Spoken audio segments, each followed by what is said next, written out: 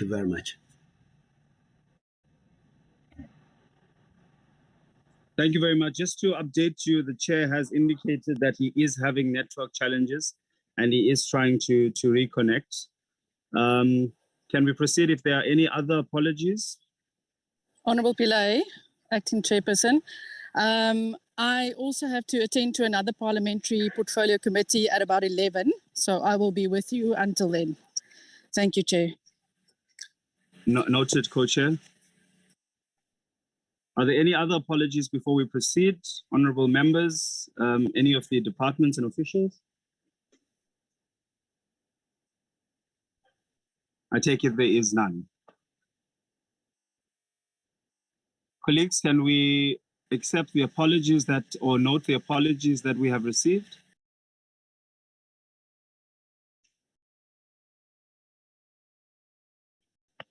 Apologies noted. Thank you. Thank you very much. Right, Eddie, I know you said that there was a new agenda. Can we then proceed? I think the first one would be the BMA.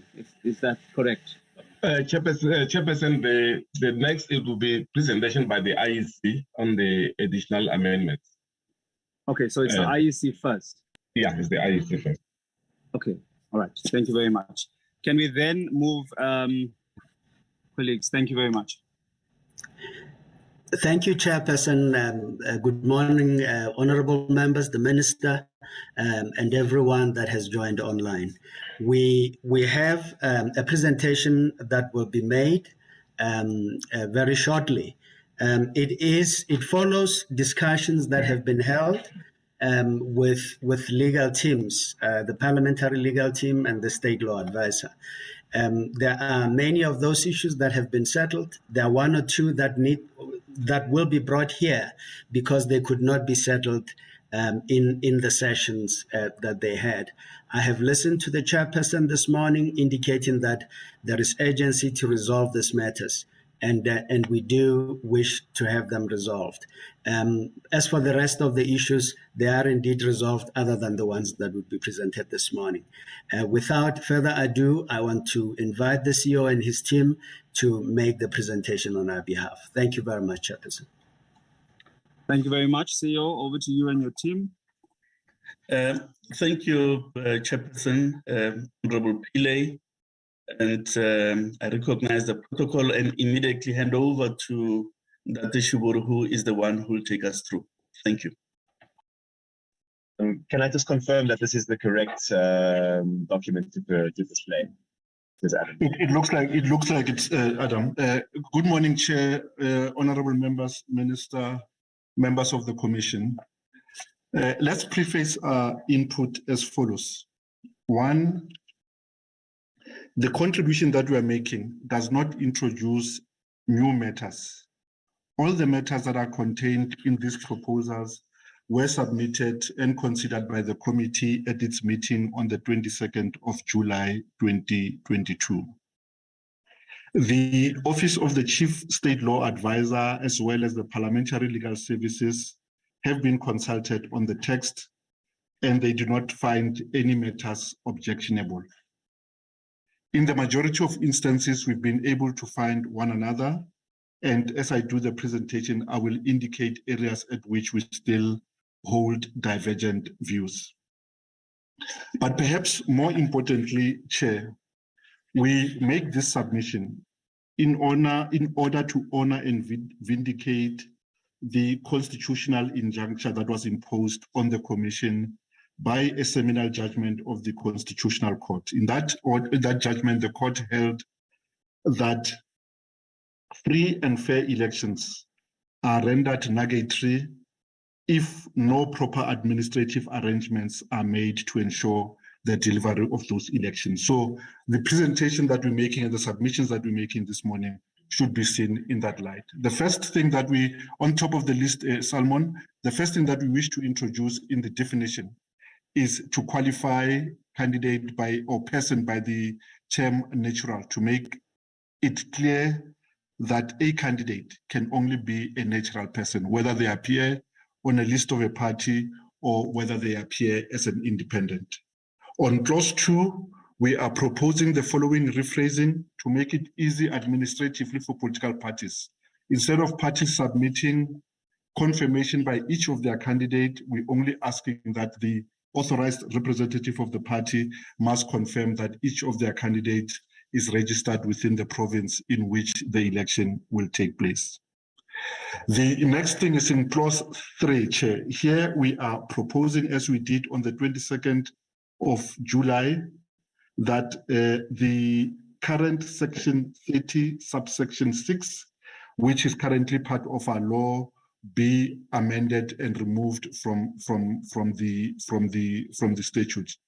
We do this because if it remains in a statute, it goes against what the Concord said. Proper arrangement must be made for preparation of elections, because if this law remains in our book, we may be ordered to reprint at very short notice ballot papers for an election. And if this implicates an independent candidate, it is the view of the Commission that it is deleterious to proper administration of the elections. In other words, we want to reaffirm the scheme in section 27 that the dates in the election timetable must count for something. If a person has not complied with the dates in the timetable, they should not have another opportunity to do so, other than in those limited occasions that are dealt with in the requirements for candidate nomination. On clause 4, Chair, we will defer to the draft by the Chief State Law Advisor if it is acceptable that we qualify in the definitions a person to be a natural person. If that is achieved, we will defer the entirety of section 31A, we will defer to the phrasing that was proposed by the State Law Advisor, which is currently in the A list as it's currently stand. On page 2, we wish to go to item 6, Adam. And here our request is that we substitute what is currently in the A list for this paragraph, because we think this paragraph better gives effect to the principles agreed to by the committee on the requirement of signatures.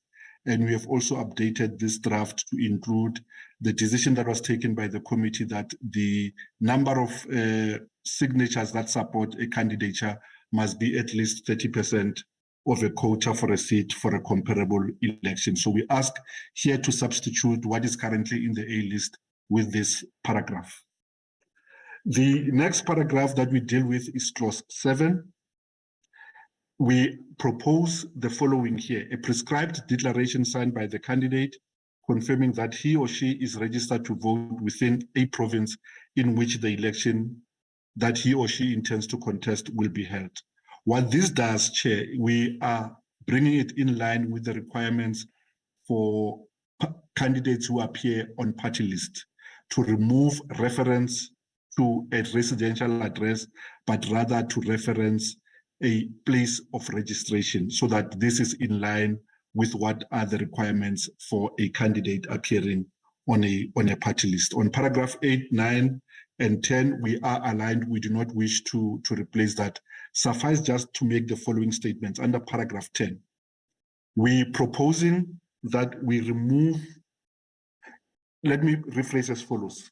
Currently, the bill provides that a person who has failed to submit a list of candidates will have a second opportunity to correct that. We do not think that it is proper for certainty in preparation for an election. So we propose that to maintain what we currently have in the municipal elections, as well as what we currently have in the national and provincial elections, there are omissions that must be fatal. If a person does not submit a candidate list, the person cannot be a candidate for that election. So we are reintroducing that scheme to say there are requirements that must be complied with at the point where candidate nomination closes.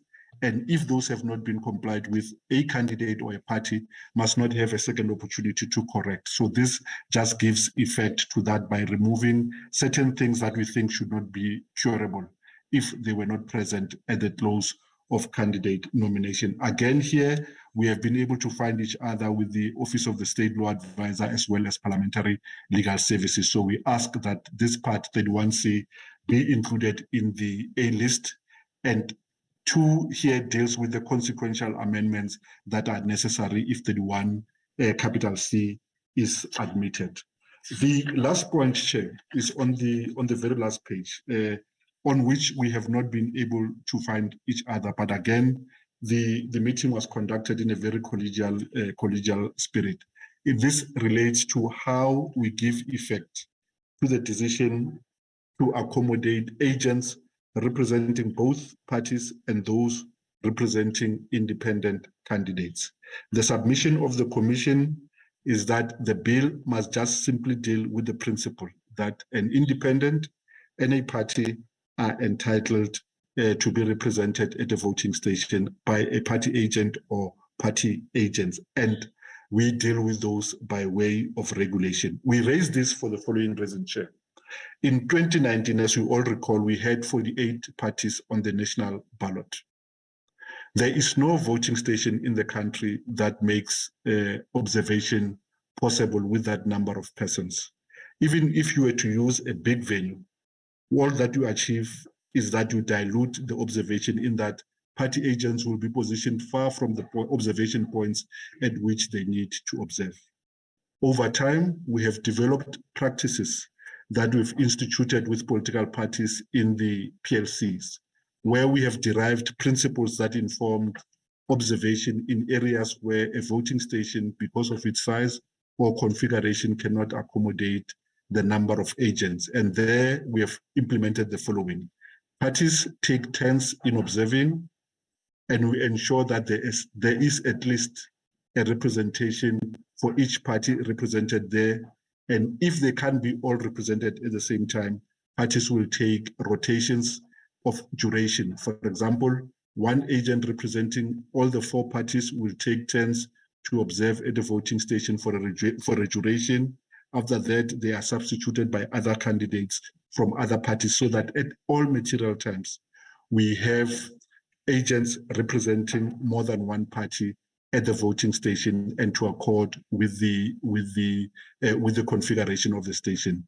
If we are straitjacketed into numbers, in practice, what that does is that at the level of a voting station, you find obstinate party agents who insist that the law gives them authority to be represented by 2 party agents, and that we cannot amend their rights to observe by way of regulation. So the submission we're making, Chair, is that the bill should just deal with the principle that a candidate, be they independent or party candidate, are entitled to be represented by a party agent, and that the details are dealt with by way of regulation. As I conclude, Chair, I just also wish to indicate that late yesterday, we were able to finalize a draft of the Schedule 1A.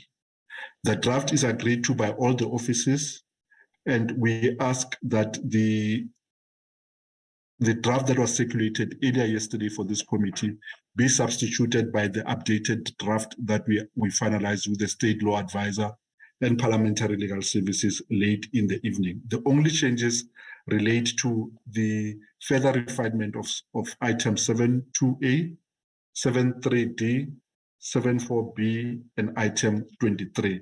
It doesn't change the substance of the schedule as was circulated yesterday. This concludes, Chair, the input by the Electoral Commission. Thank you very much.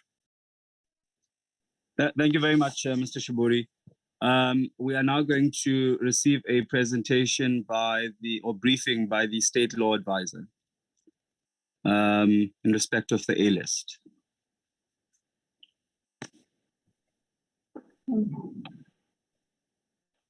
State Law Advisor and your team. Thank you. Thank you, Chairperson. Good morning, Chairperson. Good morning, Minister. Good morning, Deputy Minister, Honourable Members, Commissioner. My name is Suraya Williams, and I'm from the Office of the Chief State Law Advisor. I'm joined by my colleague, Sarah Govender, who will co-presenting the A list with me. Thank you.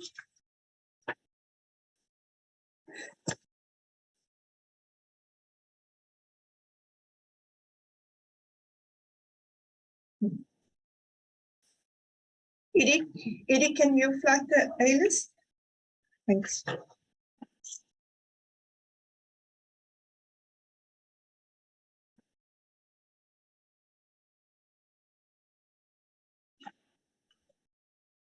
Hello? Thank you. Are you Thank able you. to say it? Yes, I can. Okay. Okay.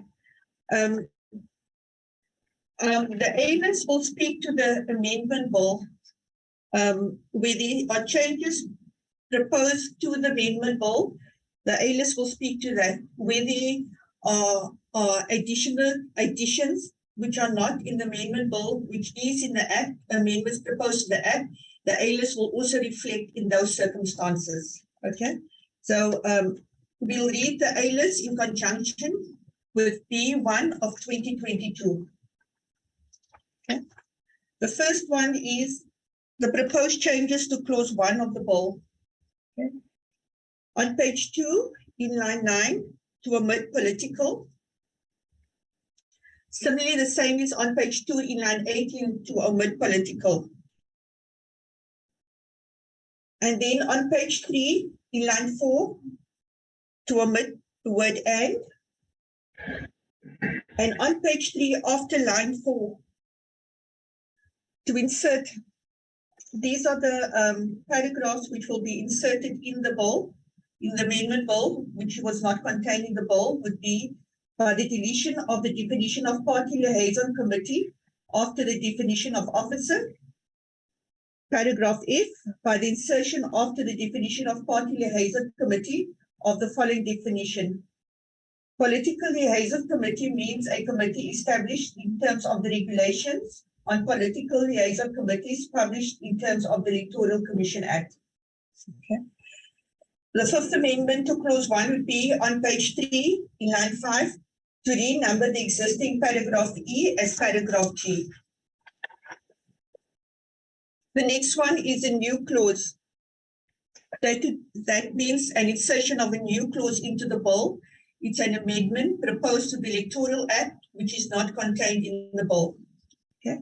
On page 3, after line 9, to insert the following new clause after clause 1 and to renumber the existing clause 2 as clause 3 and all subsequent clauses accordingly.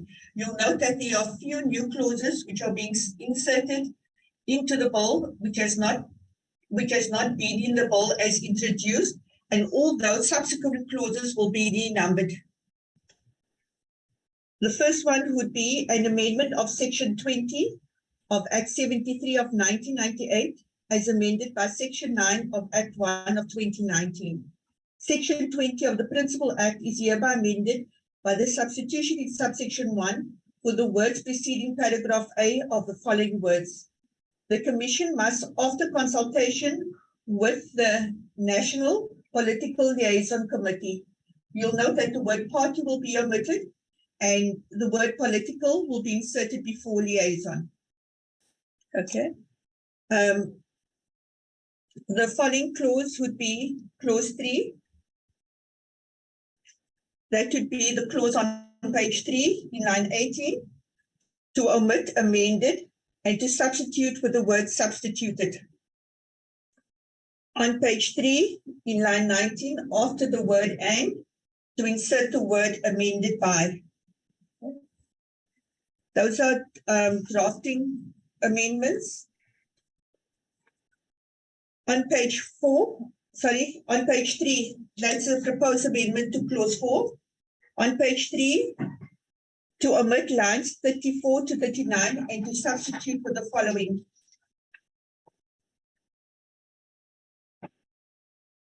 A person may be nominated to contest an election as an independent candidate in one or more regions for the National Assembly, but may be elected to only one seat in the National Assembly, and for a provincial legislature if that person is ordinarily resident in the province concerned and registered as a voter on the segment of the voters' roll for the province concerned.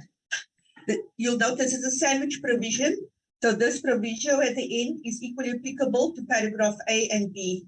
which reads, provided that the independent candidate may only be eligible to be a member of either the National Assembly or a provincial legislature. Okay. On page 3, in line 43, to omit and qualifications. We move now to page 4 of the bill, which would be to omit lines 6 till 9 and to substitute with a completed prescribed form. That would be paragraph A. A completed prescribed form in the prescribed manner with the names, identity numbers, and signatures of the voters totaling at least 30% of the quota for a seat that was required for a seat in the previous comparable election, whose names appear on the segment of the voters' roll for that region or province in which the candidate is standing for election. Staying on page 4, we look at line 10, to omit, if any. On page 4, from line 17 to 20, to substitute paragraph E with the following. If contesting an election of a provincial legislature, a prescribed declaration signed by the candidate confirming that his or her residential address is situated within the province in which the election will take place, that he or she intends contesting. And, okay, the sixth amendment would be on page 4, from lines 21 to 23, to omit paragraph F. On page 4, in line 24, to renumber paragraph G as paragraph F. The next one is the 8th amendment to that would be on page 4, after lines 34, that would be inserting a new subsection, which would read as follows. Subsection 6, the amount to be deposited by an independent candidate contesting an election of a provincial legislature must be less than the amount for contesting an election of the National Assembly, and such deposits may also be different to the deposits paid by the registered parties. Okay. The next amendment would be on page 4, in line 37, we would omit G.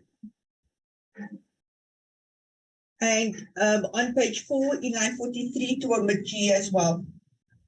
There's a new clause to be inserted on page 6, after line 12, to insert the following new clause after clause 4.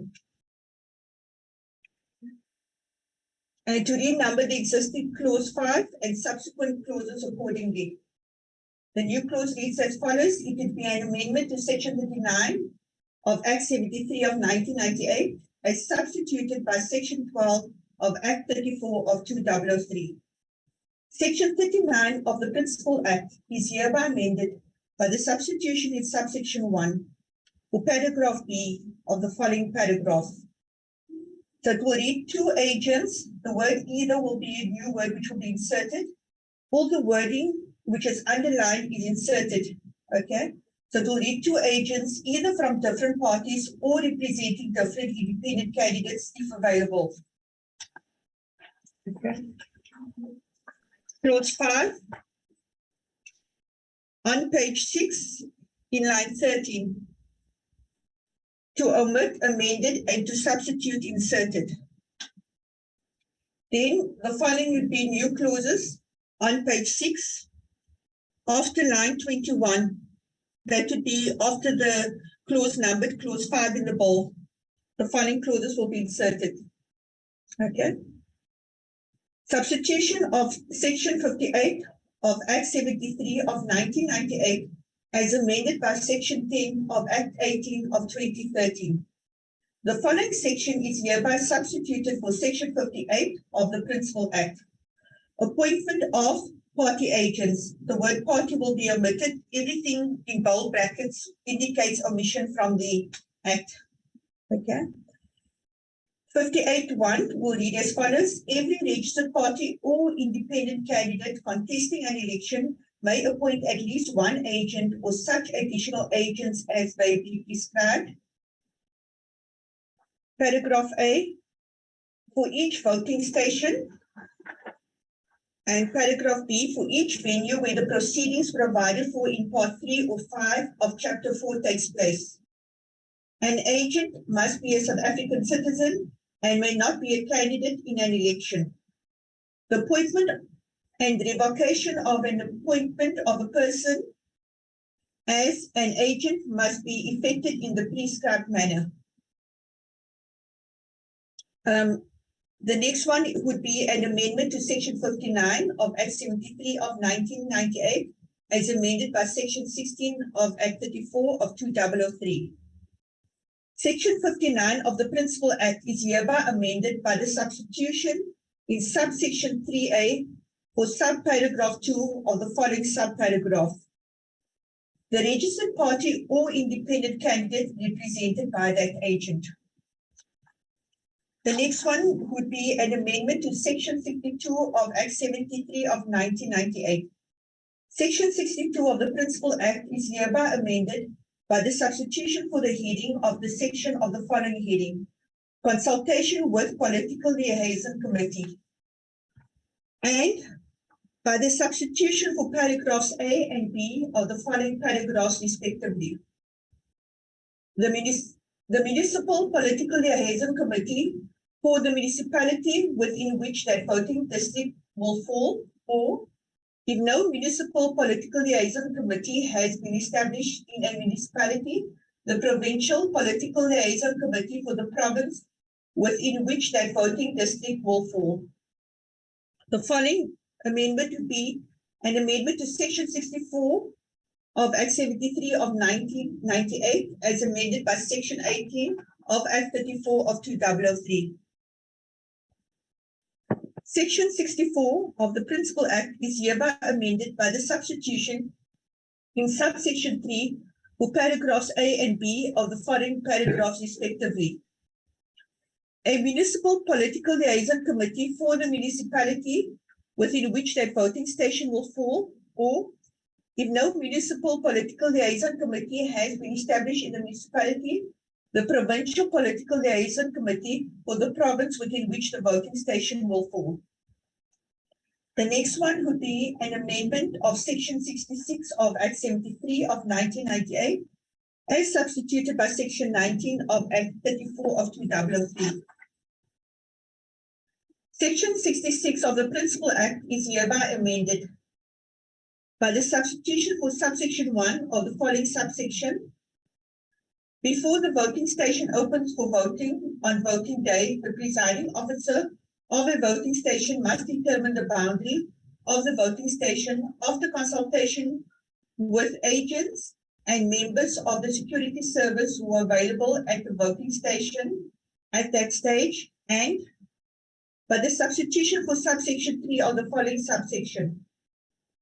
The presiding officer may alter the boundary at any time if it is necessary to do so to ensure proper control and security at the voting station, and after consultation with agents and members of the security services who are available at the voting station at that stage.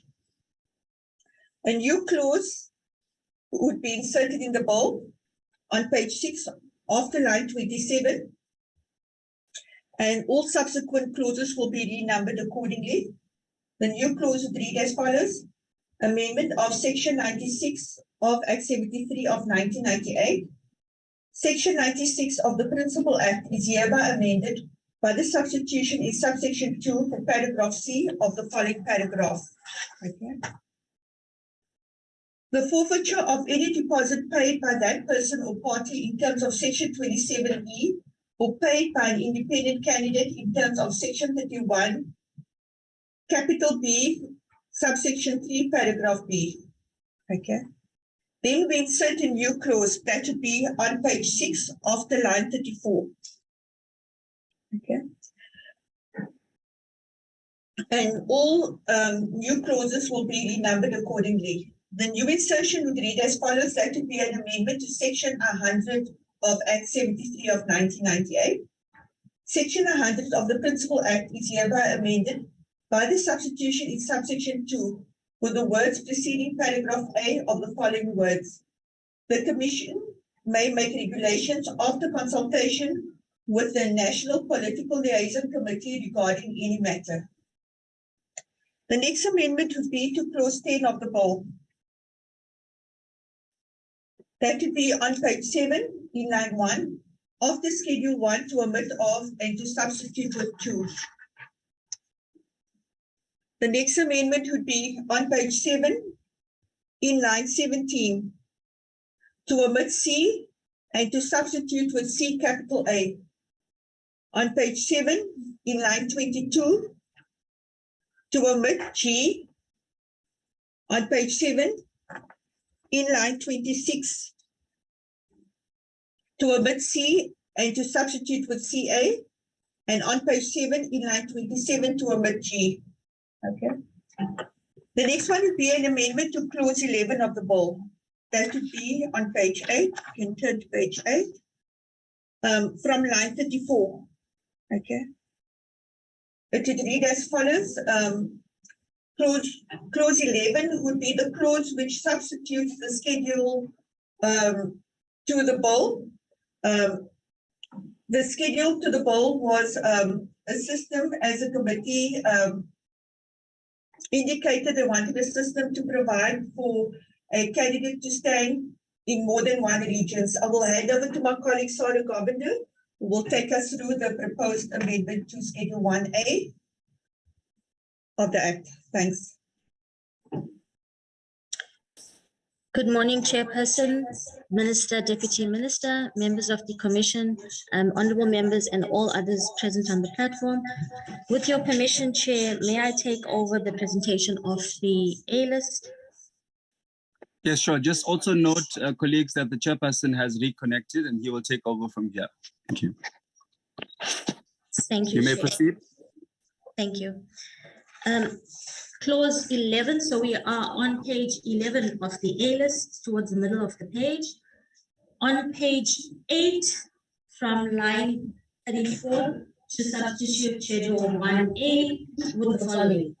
Substitution of Schedule 1A to Act 73 of 1998 as inserted by Section 25 of Act 34. Sorry, may I just interject? There is an echo coming from your presentation. I'm not sure if you have another device that may be connected. And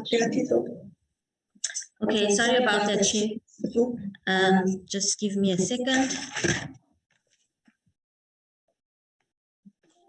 It should be better now, Chair.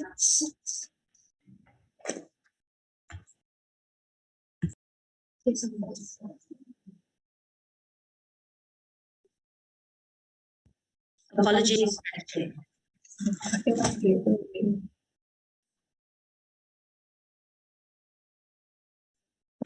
If I may continue, Yeah, I think the echo is still interrupting you.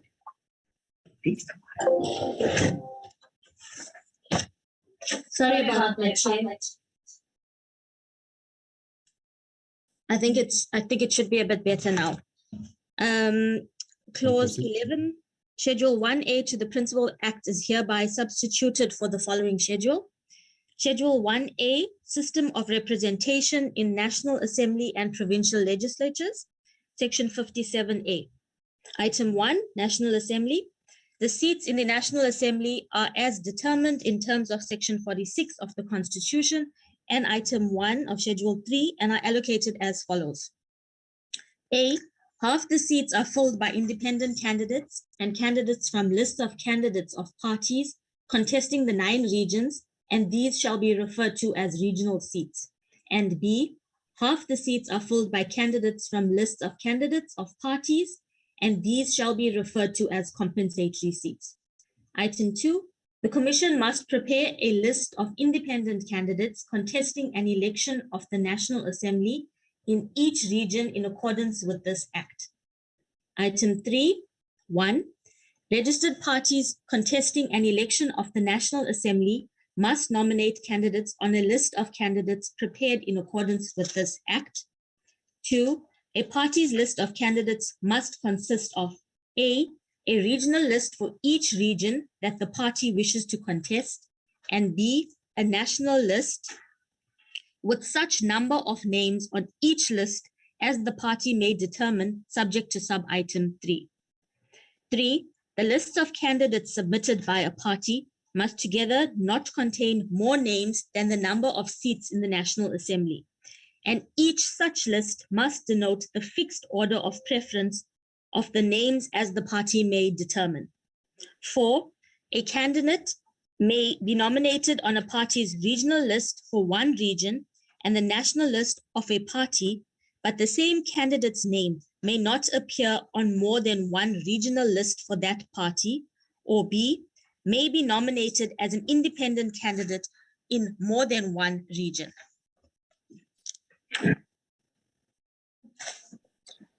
Item 4 and 5, which provide for the regional seats.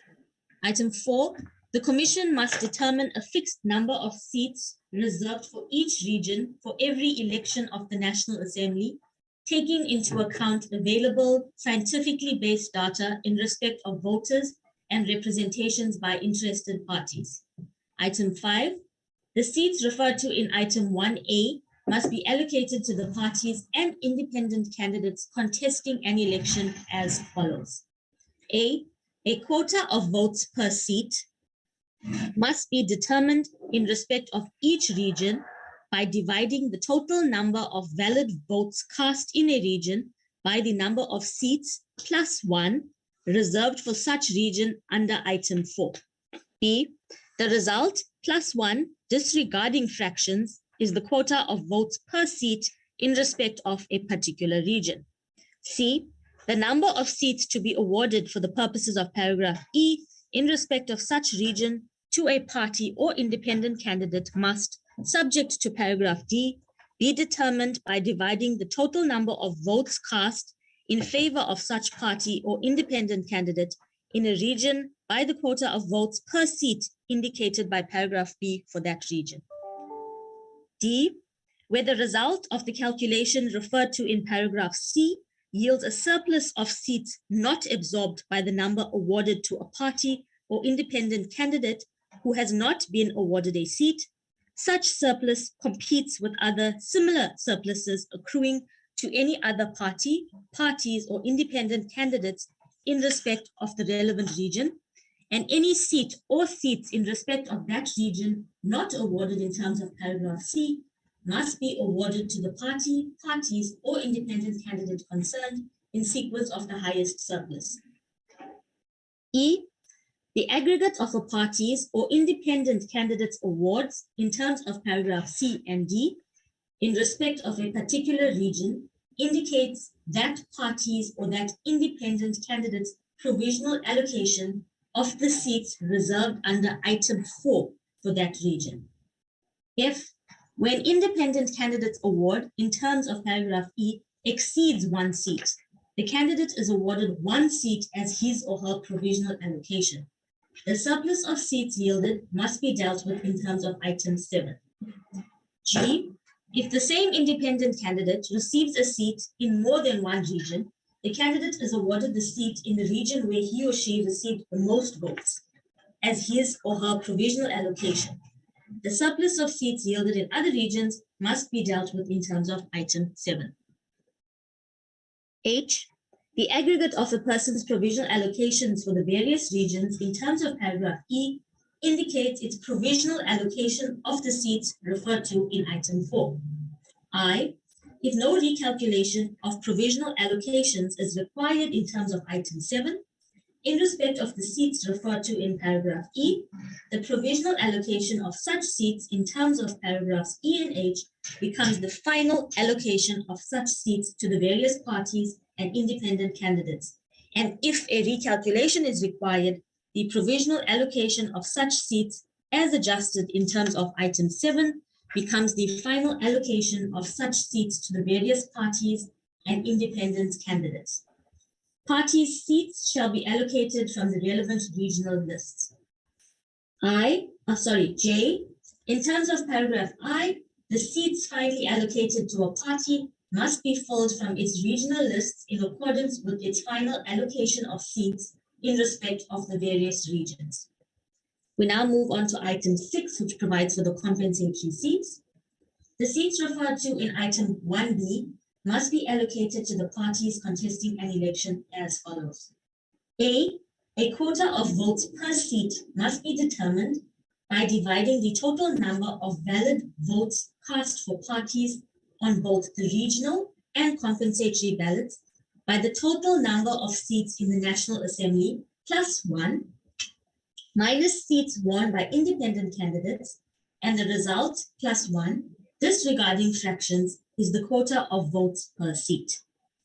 B, the number of seats to be awarded to a party for the purposes of paragraph D must, subject to paragraph C, be determined by dividing the total number of votes cast on both the regional and compensatory ballots in favor of such party by the quota of votes per seat determined in terms of paragraph A.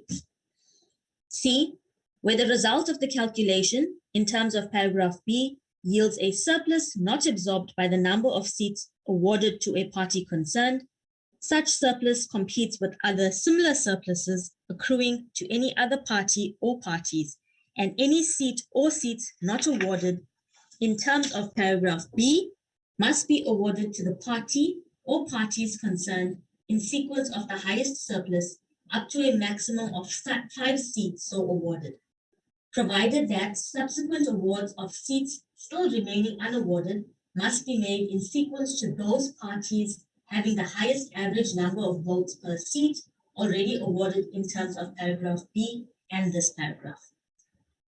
D, the aggregate of a party's awards in terms of paragraph B and C must be reduced by the number of seats provisionally allocated to it in terms of item 5H, and the result indicates that party's provisional allocation of seats referred to in item 1B.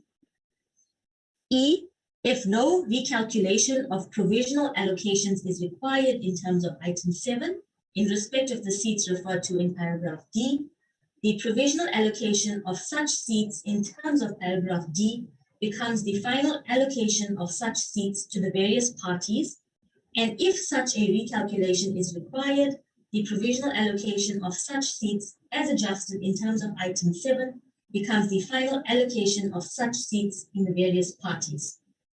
In terms of paragraph E, the seats finally allocated to a party must be filled from its national list. Moving on to item 7, which provides for insufficient names on party lists and independent candidates allocated more than 1 seat.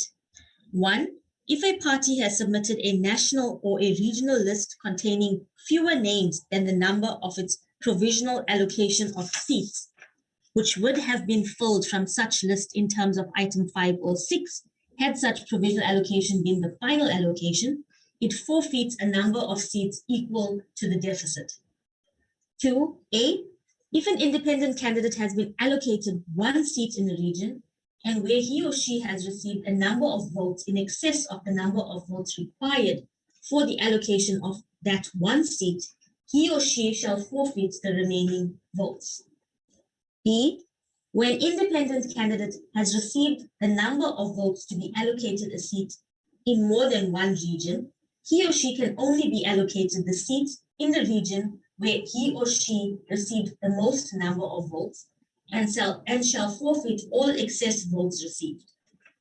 3, in the event of any forfeiture of seats in terms of sub-item 1 or the forfeiture of votes in terms of sub-item 2, affecting the provisional allocation of seats in respect of any particular region in terms of item 5E, such allocation must be recalculated as follows.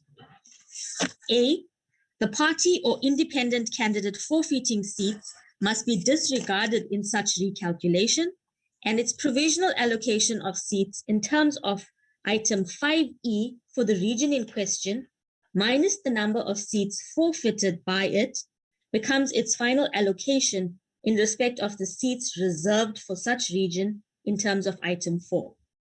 Independent candidates already allocated a seat must further be disregarded in such recalculation. B, an amended quota of votes per seat must be determined in respect of such region by dividing the total number of votes cast in the region minus the number of votes cast in such region in favor of a party or independent candidate referred to in paragraph A, minus the votes cast in such region in favor of independent candidates already allocated one seat by the number of seats plus one reserved for such region under item 4, minus the number of seats finally allocated to the said party or independent candidate in terms of paragraph A, minus the seats held by independent in terms of paragraph 5E. C, the results plus one, disregarding fractions, is the amended quota of votes per seat in respect of such region for purposes of the said recalculation. D, the number of seats to be awarded for the purposes of paragraph F in respect of such region to a party or independent candidate participating in the recalculation must, subject to paragraph E, be determined by dividing the total number of votes cast in favor of such party in such region by the amended quota of votes per seat indicated by paragraph C for such region. E, where the results of the recalculation in terms of paragraph D yields a surplus not absorbed by the number of seats awarded to a party or an independent candidate who has not been awarded a seat, such surplus competes with other similar surpluses accruing to any other party, parties, or independent candidates participating in the recalculation in respect of the said region, and any seat or seats in respect of such region not awarded in terms of paragraph D must be awarded to the party, parties, or independent candidates concerned in sequence of the highest surplus. If the aggregate of a party's award in terms of paragraph D and E in respect of such region, subject to sub-item 5, indicates that parties or independent candidates' final allocation of the seats reserved under item 4 for that region. 4. In the event of any forfeiture of seats in terms of sub-item 1, affecting the provisional allocation of seats in terms of item 6D, such allocation must be recalculated as follows. A, the party forfeiting seats must be disregarded in such recalculation, and its provisional allocation of seats in terms of item 6D minus the number of seats forfeited by it becomes its final allocation of the seats referred to in item 1B. B, an amended quota of votes per seat must be determined by dividing the total number of votes cast nationally on both the regional and compensatory ballots minus the number of votes cast nationally on both the regional and compensatory ballots in favor of the party referred to in paragraph A by the number of seats in the National Assembly plus 1 minus the number of seats finally allocated to the said party in terms of paragraph A. The result plus 1, disregarding fractions, is the amended quota of votes per seat for the purposes of the said recalculation. D, the number of seats to be awarded for the purposes of paragraph F to a party participating in the recalculation must, subject to paragraph E, be determined by dividing the total number of votes cast nationally in favor of such party by the amended quota of votes per seat indicated by paragraph C. E, where the result of the recalculation in terms of paragraph D yields a surplus not absorbed by the number of seats awarded to a party concerned, such surplus competes with other similar surpluses accruing to any other party or parties participating in the recalculation, and any seat or seats not awarded in terms of paragraph D must be awarded to the party or parties concerned in sequence of the highest surplus up to a maximum of 5 seats so awarded, provided that subsequent awards of seats still remaining unawarded must be made in sequence to those parties having the highest average number of voters per seat already awarded in terms of paragraph D and this paragraph.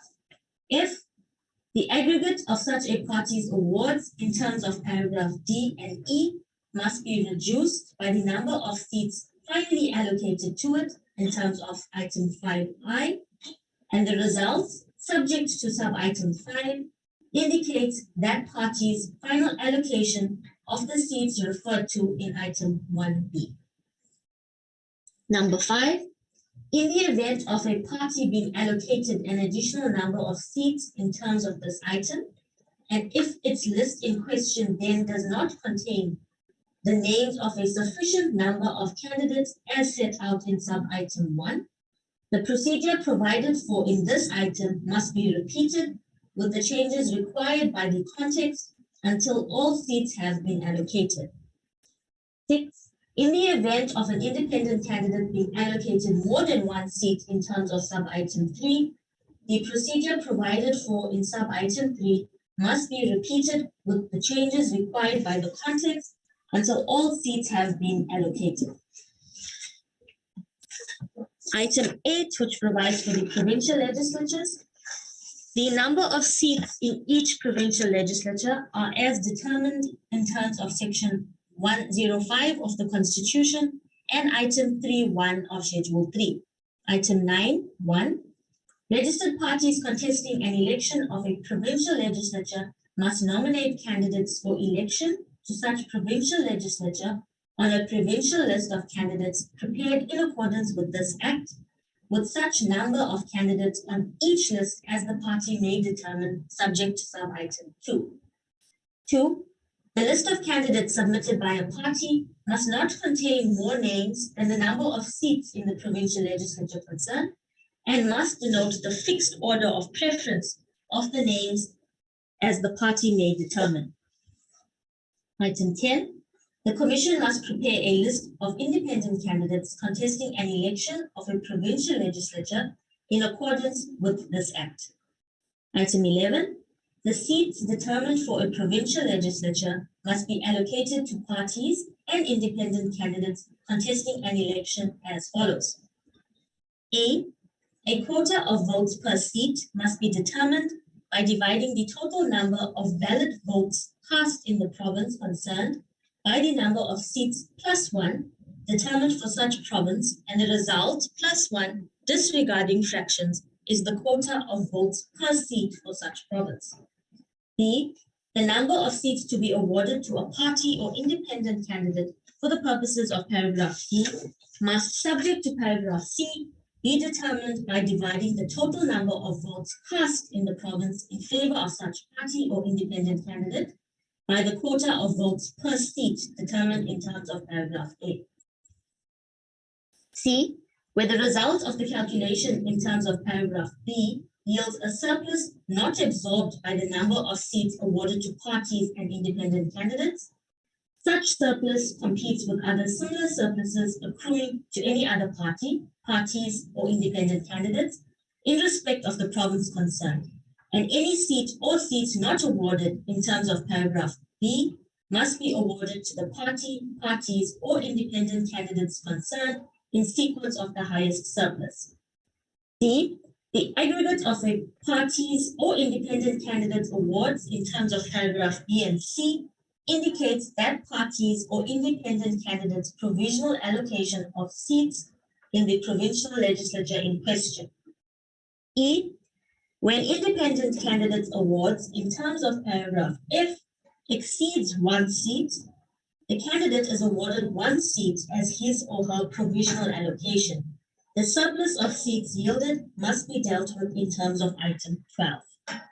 If no recalculation of provisional allocations for a province concerned is required in terms of item 12, the provisional allocation of seats in respect of that province in terms of paragraph D becomes the final allocation of such seats to the various parties and independent candidates, and if such a recalculation is required, the provisional allocation of such seats as adjusted in terms of item 12 becomes the final allocation of such seats to the various parties and independent candidates.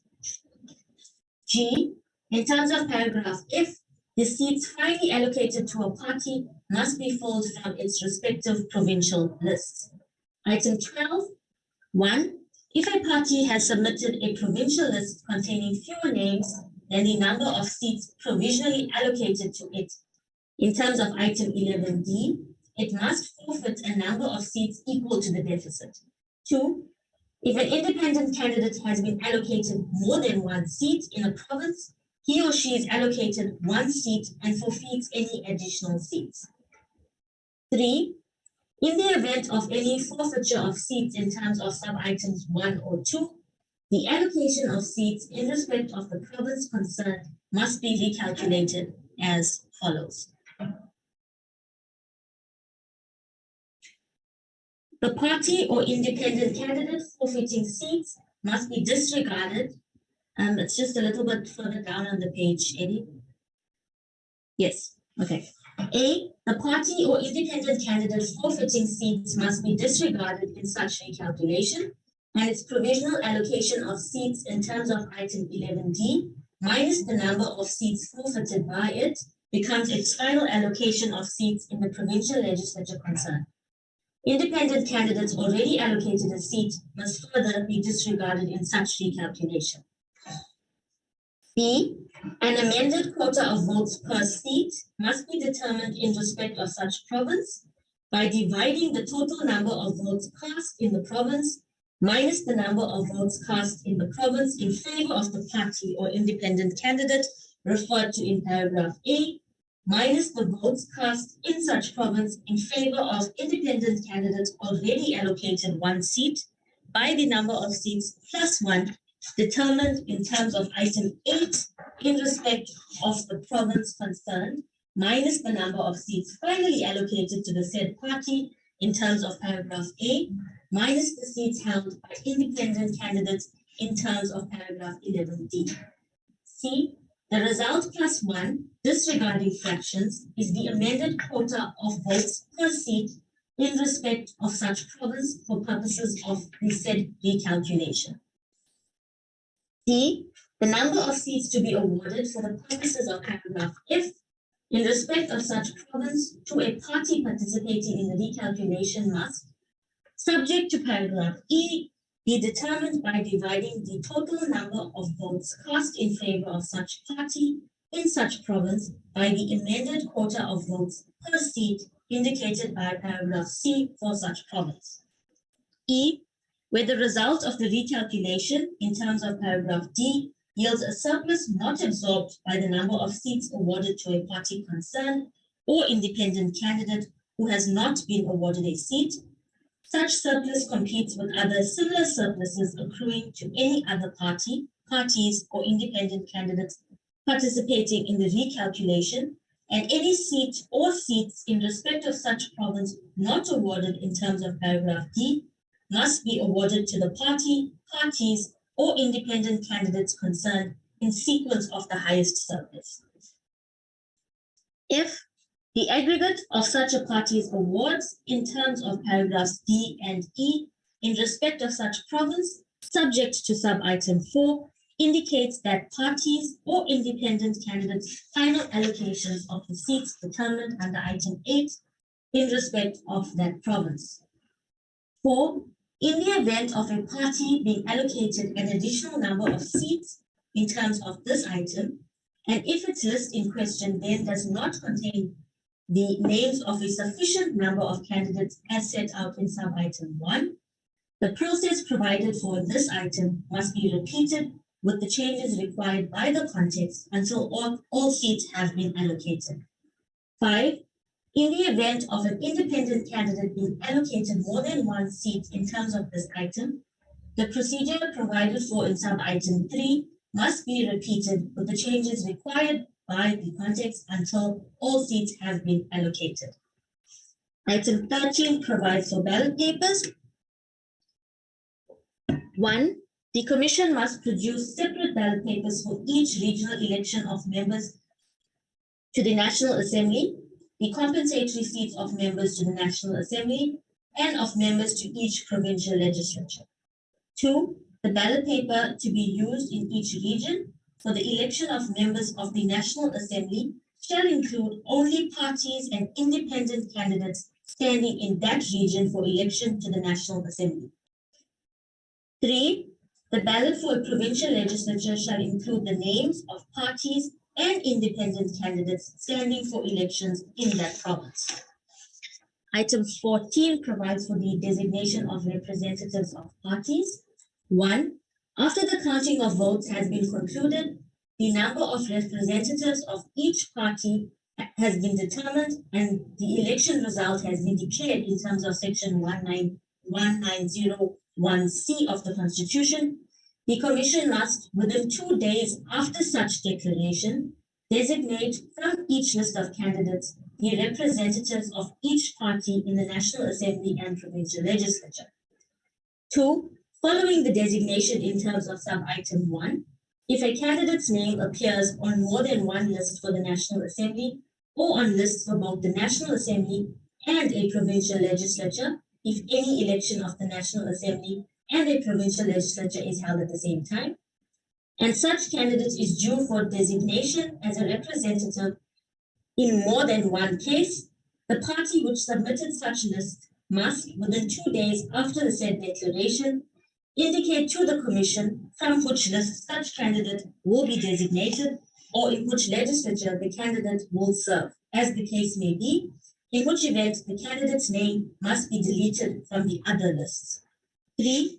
If a party fails to indicate to the Commission from which list a candidate will be designated or in which legislature a candidate will serve, such candidate's name must be deleted from all the lists. 4. The Commission must forthwith publish the list of names of representatives in the National Assembly or provincial legislatures. Moving on to item 15, supplementation of lists of candidates of parties. 15. A party may not supplement a list of candidates for any legislature prior to the designation of representatives in terms of item 14. Item 16. After the designation of representatives in terms of item 14 has been concluded, parties may supplement their list of candidates by the addition of an equal number of names at the end of the applicable list if A representative is elected as the president or to any other executive office as a result of which he or she resigns as a representative of the legislature. B, a representative is appointed as a permanent delegate to the National Council of Provinces. C, a name is deleted from a list in terms of item 14.2 or 3. Or D, a vacancy has occurred and the appropriate list of candidates of the party concerned is depleted. Item 17, a party may supplement a list of candidates referred to in item 14.1 on one occasion only at any time during the first 12 months following the date on which the designation of representatives in terms of item 14 has been concluded in order to fill casual vacancies, provided that any such supplementation must be made at the end of the list. Item 18. The number of names on lists of candidates as supplemented in terms of item 16 may not exceed the difference between the number of seats in the National Assembly or a provincial legislature as the case may be, and the number of representatives of a party in any such legislature. Item 19 provides for the review of lists of candidates by party. A party may review its undepleted lists as supplemented in terms of items 16, 17, and 18 within 7 days after the expiry of the period referred to in item 17 and annually thereafter until the date on which a party has to submit lists of candidates for an ensuing election in the following manner. A, all vacancies may be supplemented. B, no more than 25% of candidates may be replaced. And C, the fixed order of lists may be changed. Item 20, publication of supplemented and reviewed lists of candidates. The Secretary to Parliament and the Secretaries of the provincial legislatures must publish lists of candidates supplemented in terms of items 16 and 17 or reviewed in terms of item 19 within 10 days after the receipt of such lists from the parties concerned. Item 21 provides for vacancies. 1. In the event of a vacancy in a legislature of a seat allocated to a party, the party which the vacating member represented must fill the vacancy by nominating a person, A, whose name appears on the list of candidates from which that party's members were originally nominated, and B, who is the next qualified and available person on the list. 2, a nomination to fill a vacancy must be submitted to the Speaker of the Legislature in writing. 3, if a party represented in a legislature dissolves or ceases to exist and the members in question vacate their seats in consequence of Section 47(3)(c) or Section 1063(c) of the Constitution, the seats in question must be allocated to the remaining parties with the changes required by the context, as if such seats were forfeited seats in terms of Item 7 or Item 12, as the case may be. Item 22, 1. In the event of a vacancy in a region or provincial legislature with respect to a seat allocated to an independent candidate, the Chief Electoral Officer must in writing allocate the seat by recalculating the result as follows. A. Disregarding the votes and seats allocated to the independent candidate holding the vacancy. B. Disregarding the votes and seats allocated to independent candidates already in office. And C. Recalculating the result for the region or provincial legislature in terms of the provisions in Item 7 or Item 12, respectively. 2. The vacant seat is awarded to an eligible independent candidate or party that contested the preceding election in terms of sub-item 1C. Item 23. Should any party or independent candidate stand to lose a seat during the recalculation contemplated in Item 22, the party or independent candidate will retain the seat. The votes cast for that party or independent candidate and the seat held by that party or independent will be removed from the equation and a forfeiture calculation performed. Item 24, which provides for the definitions. In the schedule, national list means a list of candidates prepared by a party for an election of the National Assembly to reflect that party's order of preference of candidates in respect of the allocation of compensatory seats. Provincial list means a list of candidates prepared by a party for an election of a provincial legislature. Regional list means a list of candidates in respect of a region prepared by a party for an election of the National Assembly to reflect that party's order of preference of candidates in respect of the allocation of regional seats in respect of each region.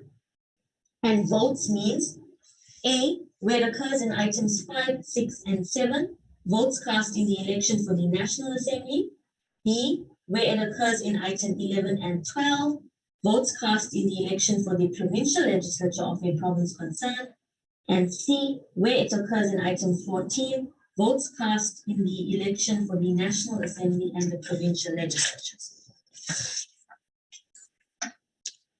A new clause is proposed to be inserted in the bill on page 15 after line 45 to insert the following new clause after clause 11 and to renumber the existing clause 12 accordingly. This is an amendment to Schedule 2, which provides for the Electoral Code of Conduct, Schedule 2 to Act 73 of 1998. Schedule 2 to the Principal Act is hereby amended by the substitution in item 7G for subparagraph 3 of the following subparagraph, that representatives of that party or candidate attend meetings of any political liaison committee or other forum convened by the Commission. That was the A list. Thank you, Chair. Thank you very much, the IEC and the State Law Advisor. I must also apologize. I had to move from where I was because of the network, and I want to also ground my video to. I see your hand, Ms. Gavenda. Thank you, Chair. It's Soraya here, myself and Ms. Governor sharing the laptop because it was an echo early on. Chairperson, the IC has presented some proposals which they wish to make to the schedule as well as the bill. We haven't included their proposals in our A-list presentation. Thanks, Chair. Yeah, thank you. Noted. We've noted that. I was just want to outline the process. I also got a note that Honorable Hwase was also involved in an accident, but she has joined the meeting. And secondly, Honorable Mudisemta, she has just been on emergency, rushed the child to the doctor. She's in the meeting. She will indicate if she want to participate. We'll also our new member Honorable Thapelo Mohale will also give indication of the participation. We'll comment on the IEC presentation and the A-list on the issues that are raised, and then we'll then invite if there are responses from the presenters. We'll take the legal team, state law advisor, we'll take the IEC. We'll then take if there are comments from ministry at the level of the advisory council, and then we move towards this matter. We know that we have to receive a presentation of a border management authority. We'll try to work that by 11 o'clock, we then start with the BMA. So if our contributions and responses will be noting that we've deliberated with all the issues that are reflected on the A list. There are no new matters that I don't think members will raise them. Yeah, in that order, I'm going to start with the Honorable Hwase, Honorable Koche, Honorable Tito, Honorable Kanyile, Honorable Ross, Honorable Mohale, and Honorable Pillay. Honorable Mohale, if there are no issues, I know it's not you will indicate, and then members will then comments. In that order, I'm sure Honorable Mr. Matonsi, I've noted all members. You will indicate as we proceed if there are other comments that need to be made. But I think Honorable Hwase.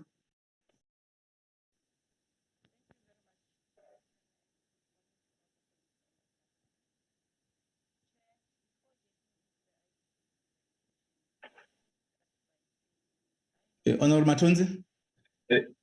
Yes, Chairperson, she's in the meeting. Maybe she might have a challenge with the network. I don't know, but she's in the meeting. Okay. Honorable Merve. Chair, I've got issues with my connection. I'm trying to find another device. I will come back towards the end. I'm sorry. I'm just trying to find a place where I'm better connected. Okay. No, thank you. Noted. Honorable Hwase, can I check if you're back? Okay. Honorable Tito. Chairperson? Yes, Mr. Matonsi. Yeah, I can hear Ms. Hwase, but their voice is very soft. She did respond when you called her. Maybe there's a problem with the with the voice wherever she is. Is the voice or the volume? It could be the volume, but I could hear very far, a little bit far. Okay, just work out with her, and then she'll come back. Honorable Tito, if you're available. Thanks, Chair. Morning to Chair. Yes, Chair. Morning to everyone, and morning to my colleagues and the Minister. Chair, I will pass, and then you if I think that Honorable Thapelo Mohale will get in, and then I'll come in later. Thank you, Chair. Okay, thank you, Honorable Tito. Honorable Kanyile. I'm not sure if you just joined already. I have joined, Chairperson. Thank you very much. Good morning to you and good morning to colleagues and everyone in the meeting. Chairperson, I think the issues that have been presented, the issues that we have deliberated on previously, at the moment, I'm currently covered. Thank you very much. Thank you, Honorable Kanyile. Honorable Molekwa.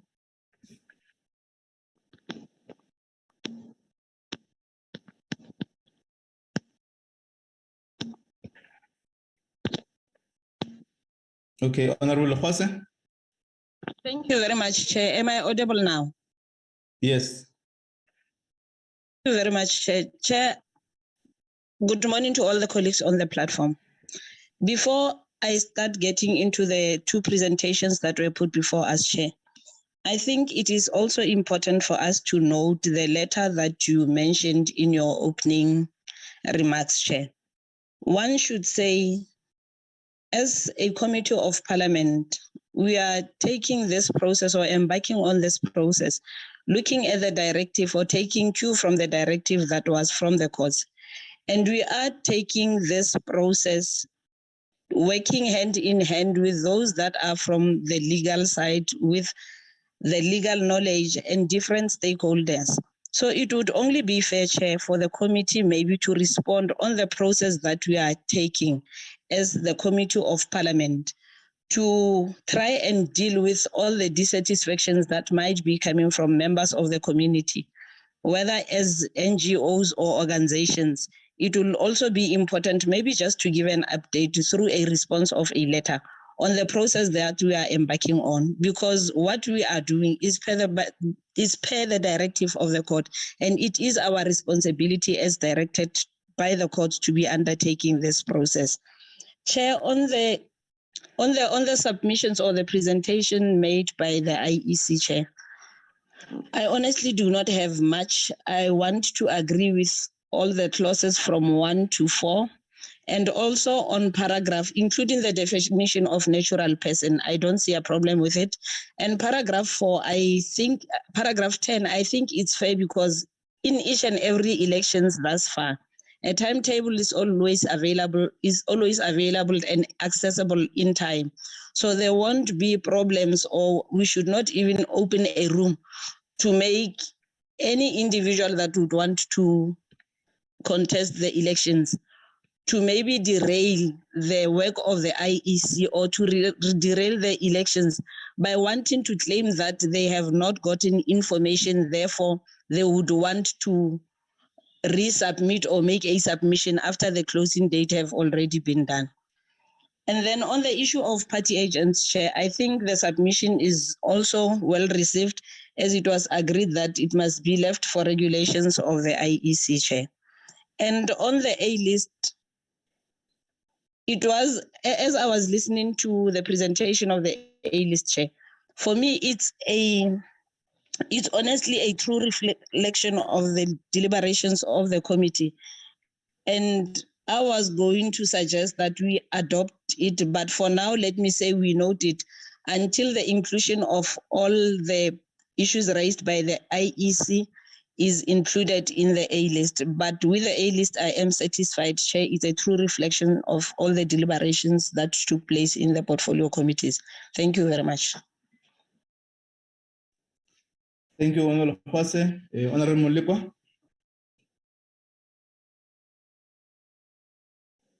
Thank you very much. Oh, sorry. Okay. Proceed. Okay. Thank you very much, Chairperson. Let me start also by appreciating both the presentation made by the IEC and the legal department. On the issue of the IEC, I think I concur with Honorable Lekwasi on issue that she has raised. On the issue of, on the presentation of the legal department chairperson, I just want clarity. Maybe I'm the one who is confused. And I think the statement presented may cause confusion, or any person can take advantage of that statement. Maybe they can clarify much better on the issue that says half of the seat filled by the independent candidate shall be referred to as the regional seats, and half of the seat contested by the political parties shall be referred as a compensatory seat.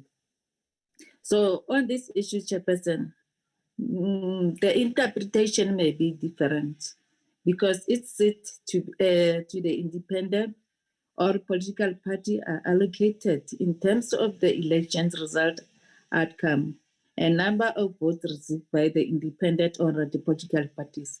So I just think that the legal rep can elaborate more and put more emphasis so that it should not cause confusion or can open a loophole for anyone to take advantage of the issue, Chairperson. Thank you. Thank you, Honorable Mulekwa. Honorable Van der Merwe, I think it's better network. Yeah, thank you very much, Chairperson. I would like to firstly greet yourself and our colleagues, our Minister, our Deputy Minister, the IEC, and our legal team. I think I would also like to comment on the letter that you had raised first and foremost in your introduction. And I think we must thank all South Africans and communities for taking an interest in the process that is before us. We welcome, of course, their inputs, and as you've said, that there is still ample opportunity for them to engage, for example, when this bill goes to the NCOP. And I think also as a committee, we have said before, Chairperson, that we don't think that the process of electoral reform will end with this process that is before us, and hopefully in future, we will be able to look at additional amendments and processes. But also, I would like to say with regard to the IEC's proposals, I also don't see a problem with the inclusion of a natural person as it's included there. And also the submissions that the IEC made around the issue of party agents toward the end of their document.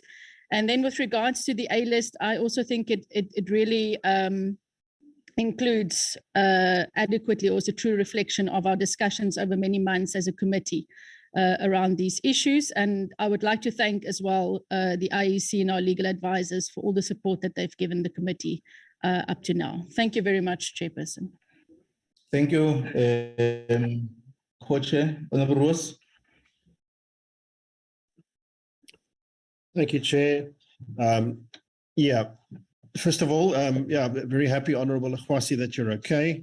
And to Honorable Modise and Pia, really, my thoughts and prayers are with you, with your baby in hospital. I hope everything is fine. Chairperson, first of all, in terms of the letter raised, I think I raised this in the last meeting as well. We're quite satisfied that stakeholders had a sufficient opportunity to engage.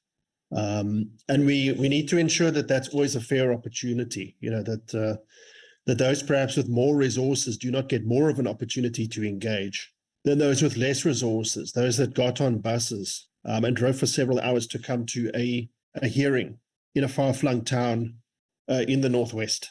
And so Chairperson, we're also satisfied that parties did have an opportunity to engage. And that there is that further opportunity, I'm sure, in the NCOP process. Chairperson, in terms of the IEC proposals, yes, we also agree with the initial additions and the addition of the natural person.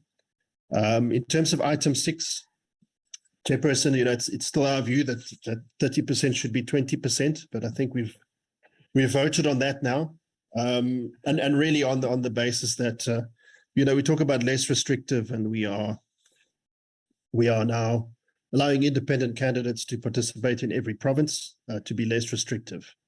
And we have 30%, Chairperson, which in our view is just a little bit higher than it needs to be. But nevertheless, the rest of that clause is acceptable. Then in terms of the emissions, Chairpersons, we agree as well. If you want to be in a leadership position in Parliament and help to run the country and hold the government to account, you should be able to get your lists right. You should be able to get your numbers correct. Chairperson, just with the party agents, I think there's a little bit concern if we just, it's very broad what is being proposed here. And my question is, what happens if there's now a very small tent arranged and somebody decides only one person can be there? Who stops that? Who determines that? If you have absolutely no minimums, unless I'm misunderstanding this section, it looks like we're saying now that a number of agents will be prescribed. I don't know if that means that at least one or at least a certain number. The challenge can be that if you say now there's one agent, who will be that agent, and how will this reflect on the perceived fairness of an election if the one agent is a party agent of the incumbent ruling party? So I certainly believe, Chairperson, that there needs to be some minimum there, even if there is a rotation, to ensure that you have, at the very least, if there is a representative of an incumbent party, that you also have representatives of the opposition in some form. And so I just think it's a little bit dangerous to say that you can have some number of agents, and then there could be a determination that might be one. That's just the real concern that I have here. And I think in previous inputs from the legal advisors, if I remember correctly, they sort of suggested that there really should be at least one. There should be some sort of an absolute minimum to ensure free and fair elections. So I think this is just our challenge with this one, is that there's absolutely no minimum here. You could have no party agents as I read this. So I'd just like to get the IEC's feedback on that and how they've considered that. Then, Chairperson, in terms of the A list, it seems to be a correct representation of what the committee has voted on and agreed to. Thank you, Chair. Thank you, Honorable Ross, for your contribution. Honorable Mohale, this.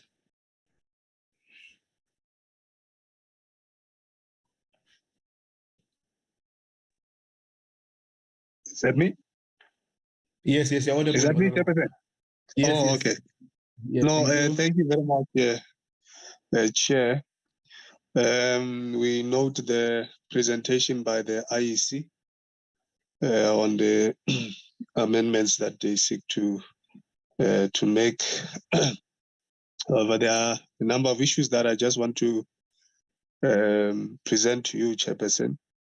Firstly, is on around the requirements for independent candidates.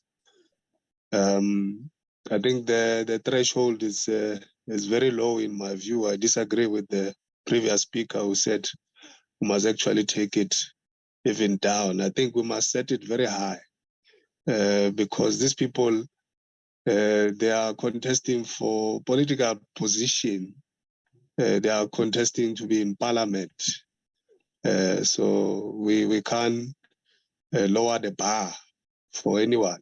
The bar must be the same. So I think we must set the bar very high because we also don't want a situation where we are going to have, because if we set it at a minimal level, we are more likely to have a lot of people contesting as independents, which is not, in my view, desirable because any opportunities can just come up and want to contest, and we end up with the longest ballot paper in the world. So that is one of the issues that I just wanted to raise. And I think maybe second to that, if maybe the IEC can also help us in terms of that formula around the compensatory seat. If you can just maybe explain it to us a little bit there, because I'm just trying to understand it. And then lastly, Chairperson, I just missed my notes here. I don't know, can I come back, Chair, because I just missed my notes here? Is it possible for me to come back again? No, you are free, so that but let me assist. You'll come back, Honorable Mohale, and let me assist so that at least Honorable Mohale appreciate how far we've gone so that some of the issues that are raised, there are 3 areas where we've dealt with the issues. One, the committee has already deliberated and resolved on number of issues, not number of issues, all the issues, including considering to have consensus on all the issues. So this A list then articulate the proceeding of deliberations and the matters that you are raising in particular, we've already done with that point, but it's good that you are also raising it when the deliberation, the A list is being raised. So I'm just saying the issues that also will be coming back with, there may be some of the issues that are being raised, but it's good that you'll come back to raise them. I'll take Honorable Tito if there are issues, and take Honorable Pillay and come back to Honorable Mkhala. Thanks, Chair. I'm also noting the presentation made by the IEC Chair. I'm also in support of what Honorable Ross was saying in terms of the party agent. How do you determine which agent must be inside the voting station? Because of I think that there we are going to create a fight in terms of choosing maybe who must be in and who must be out. Why not maybe saying that, why can't we have one party agent of each political party or of each independent inside the voting station? I think that one is my input. Thanks, Chair. Thank you, Honorable Tito, for your contribution. Honorable Pillay. Thank you very much, Chairperson. Let me first welcome Honorable Mkhala and hope that he stay with us and his deliberations will be one that would be meaningful. Chairperson, I want to firstly applaud all our stakeholders, in particular the IEC, state law advisors, legal at some points, home affairs, in assisting the committee on reaching this point. I think it's very important for me to acknowledge this at the outset. And in saying so, Chair, I think that we had a lot of criticism and also some voice that was saying that we would never achieve this as a committee and that we have just been stalling and delaying and we really as political parties do not want to allow for the participation of independents. And I think that many people may be disappointed when they see that this process has reached finality. I must also then appreciate the work of yourself as the chair and all members, in particular, all of our political parties, for having reasoned and deliberated much on this Electoral Amendment Bill, but more so that we were able to find each other, not because we have an agenda, but because we appreciate and uphold the constitution of our country and the rule of law. Chair, in saying that, I want to request that the presentations made by the IEC forms part of the A list.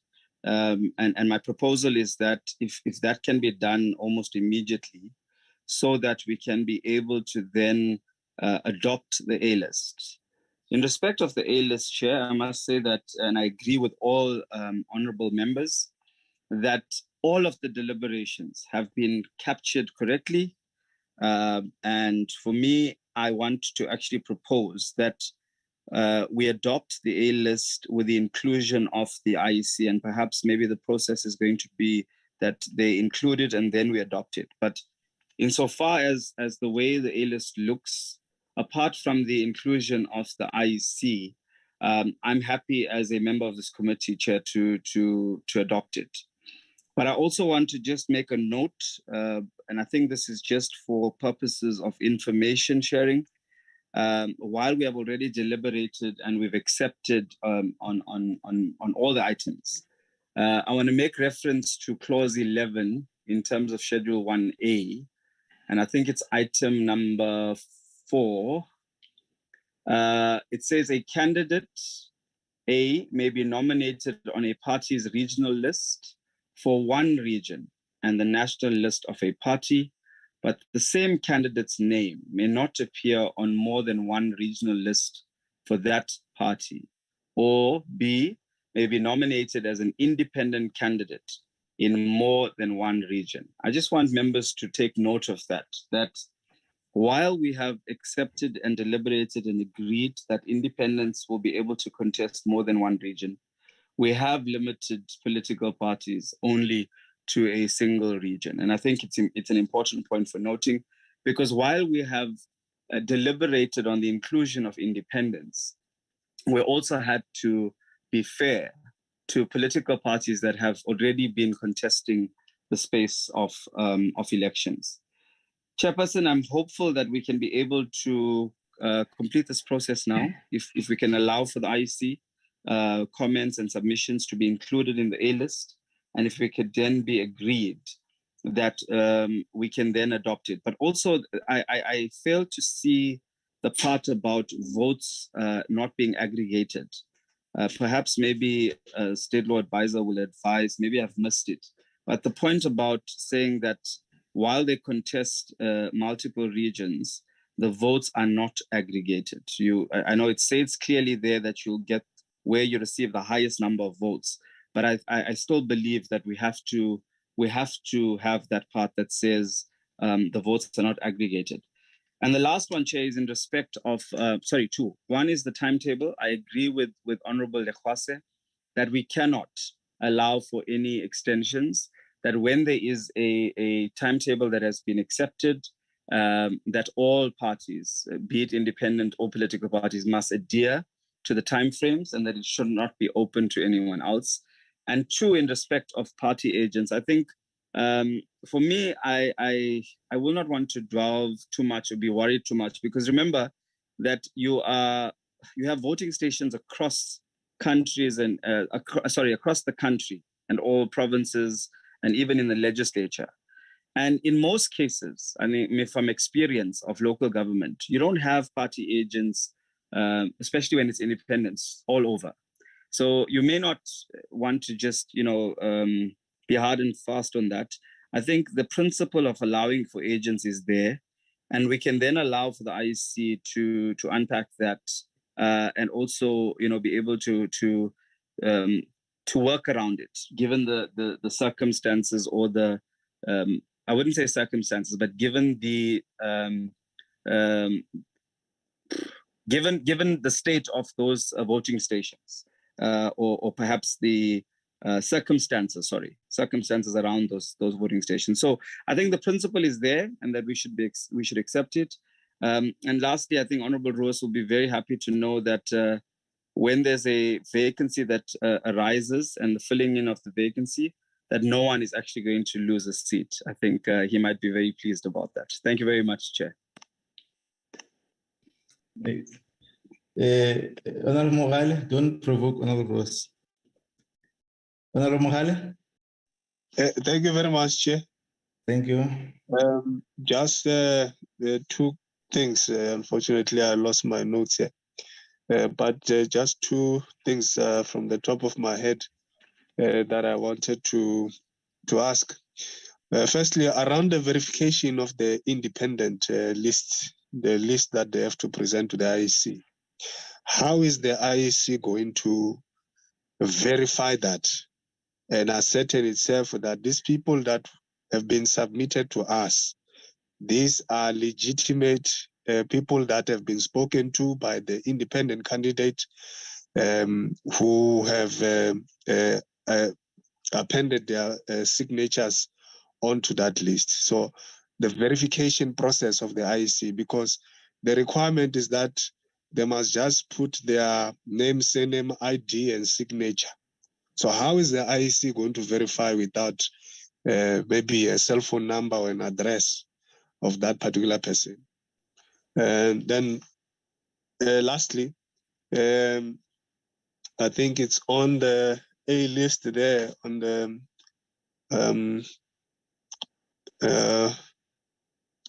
it's section 4, the regional seats, which says the commission must determine a fixed number of seats reserved for each region for every election of the National Assembly, taking into account available scientifically based data in respect of the voters and representation by interested parties. Can the commission maybe provide clarity on this particular clause here? Thank you very much. Thank you very much, Honorable Mkhale, for your contributions. I'm not sure, Honorable Mkhale, whether you'll accede to the request that you must ground your, not ground, open your video, and it's not compulsory from me. I think I see members appreciating you, they're welcoming you. So you'll use your discretion if they must see you in the house or here on the video. Members, thank you for your contributions. Questions which were raised were in the main submission by Honorable Molekwa, Honorable Tito, Honorable Mkhale, Honorable Ross, and Honorable Pillay, that the responses, comments will arise from the IEC and the legal team. What I would request is that we'll start with the IEC, we'll then come to State Law Advisor, we'll then come to Parliamentary Legal Service, and we'll get the council that was advising the minister if they want to comment. The minister will guide that, and then we'll step off this item. There's a principle consensus that we must then move towards considering this report. The IEC and the State Law Advisor may need to excuse the meeting and deal with the matters. Then they come back to the meeting and we adopt the A list after they make these comments, responses for purpose of clarity. But appreciating that the A list reflect what the committee has deliberated on. I'm going to invite the IEC. I'm not sure how I'm going to start with I'll start with the commissioner and they'll delegate to the executive. At the time it was a presentation, I could not recognize a commissioner who was here, but the last time was Commissioner Love.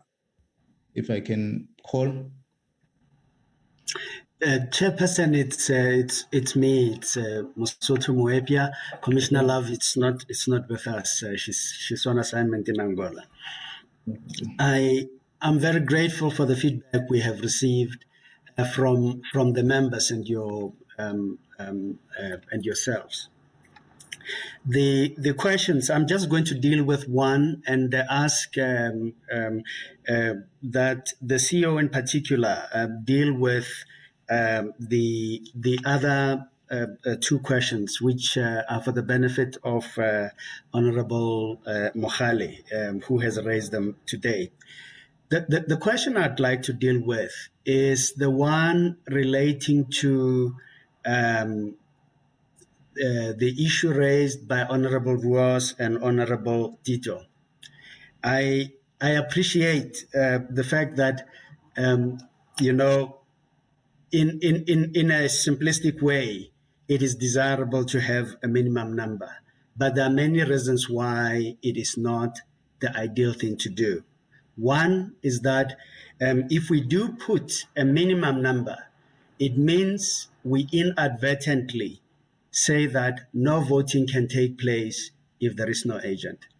That is not the best way to proceed. There are still many instances where agents are either late or appointed late or not available, and that would have the effect of stopping it.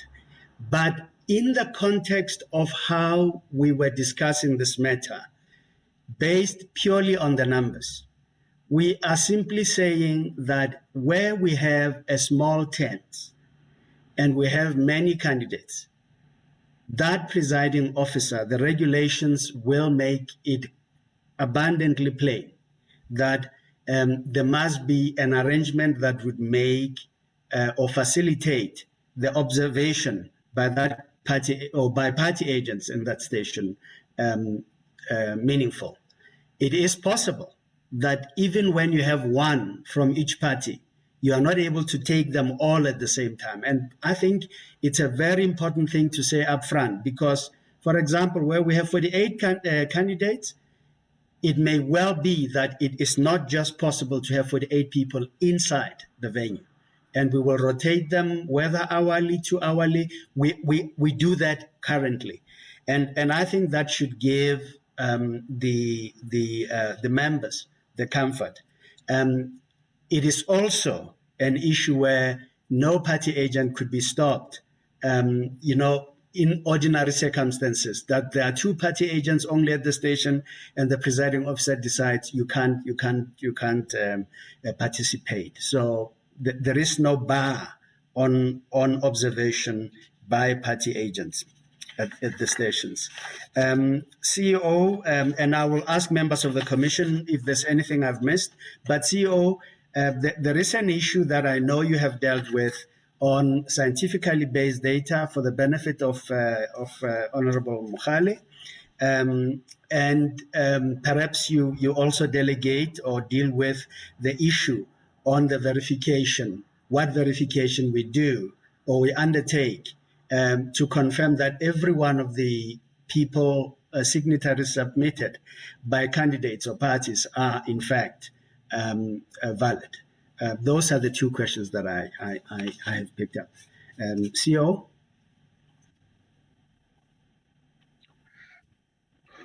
Thank you very much, Commissioner Miepe, and once again, greetings to the Minister, the Chairperson of the committee, and members of the committee and the commissioners.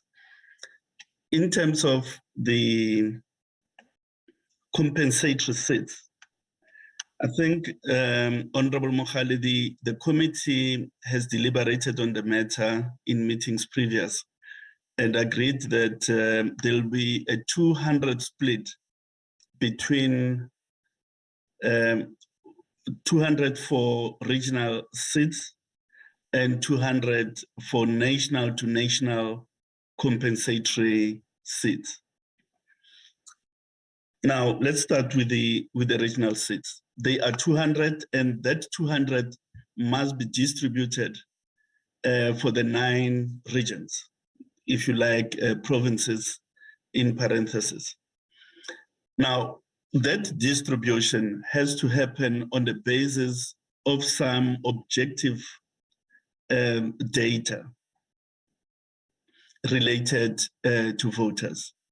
So and that scientific data, it's scientific and objective data, is the number of registered voters per province.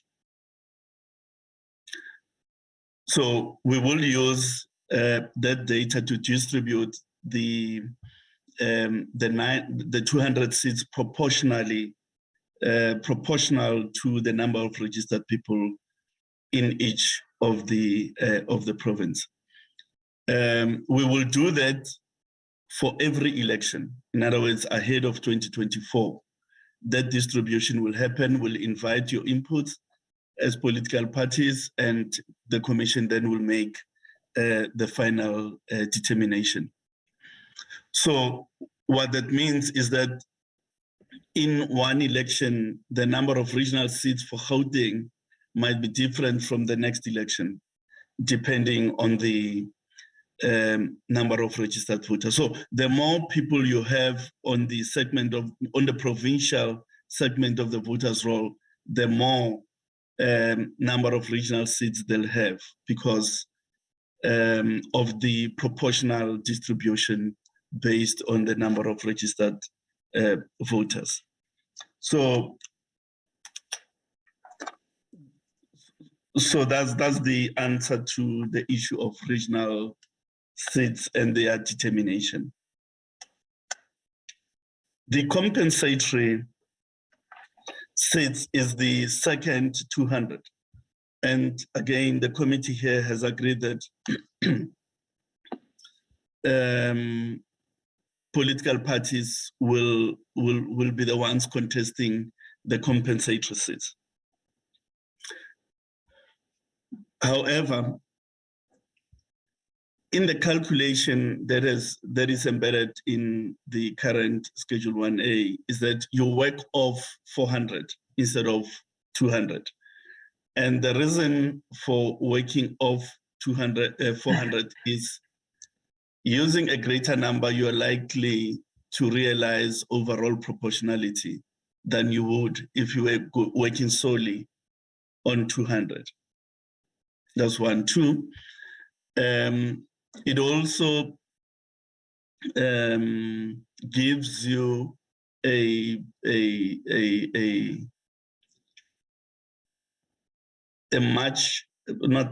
smaller quota than would otherwise be the case, because your divisor there, it's big, it's 400 rather than the 200. So we'll work off 400 and then subtract seats already gained in the regions, because that will then give you an allocation for the second 200. But in the calculation, you use the 400, and then once you've determined the quota, applied the quota, did your provisional allocation, you minus seats already won in the regional elections. That gives you a final allocation per party. That is intended to restore proportionality, because regional elections by their very nature, they have a distorting effect. So working off the 400, it's a restoration of it's an endeavor for restoring overall proportionality. The last point is the verification of supporters for independence, the 30 based on the previous code, 30% of the previous quota in an equivalent election. Our idea of the verification is that we will provide a web-based tool on which those supporters would have to be captured using an ID number. And the voter's role will be the base against which the verification happens. Whether the person is registered in the right region, are they registered at all, is the ID number valid, and so on. And the independents can keep a running tally. They can capture 500 today, 800 tomorrow, or whatever. Then it keeps a running tally. But at the point where there's a close of nomination, they ought to have captured the required number of signatures or of supporters. So the tool will also help independents to realize whether the person who purports to be supporting them is a registered voter or not. So they'll make that determination instantaneously rather than on some future occasion. So they can make a determination whether they need more or less. But we will, when we discuss the amended regulations in the National Party Liaison Committee, this is the detail that we will be dealing with. Thank you, Commissioner Mepps, and thank you, Chairperson of the committee. Chairperson, I think that exhausts our contribution. If you only allow me to check with Commissioner Mashinini and Commissioner Masuku if there's anything we have missed. Nothing from my end. Thank you very much, Commissioner Mepps. Commissioner Mashinini?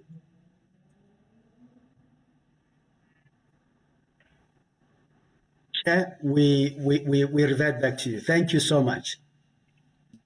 Thank you very much. I'm going now to invite the state law advisors. Ms. Cavender.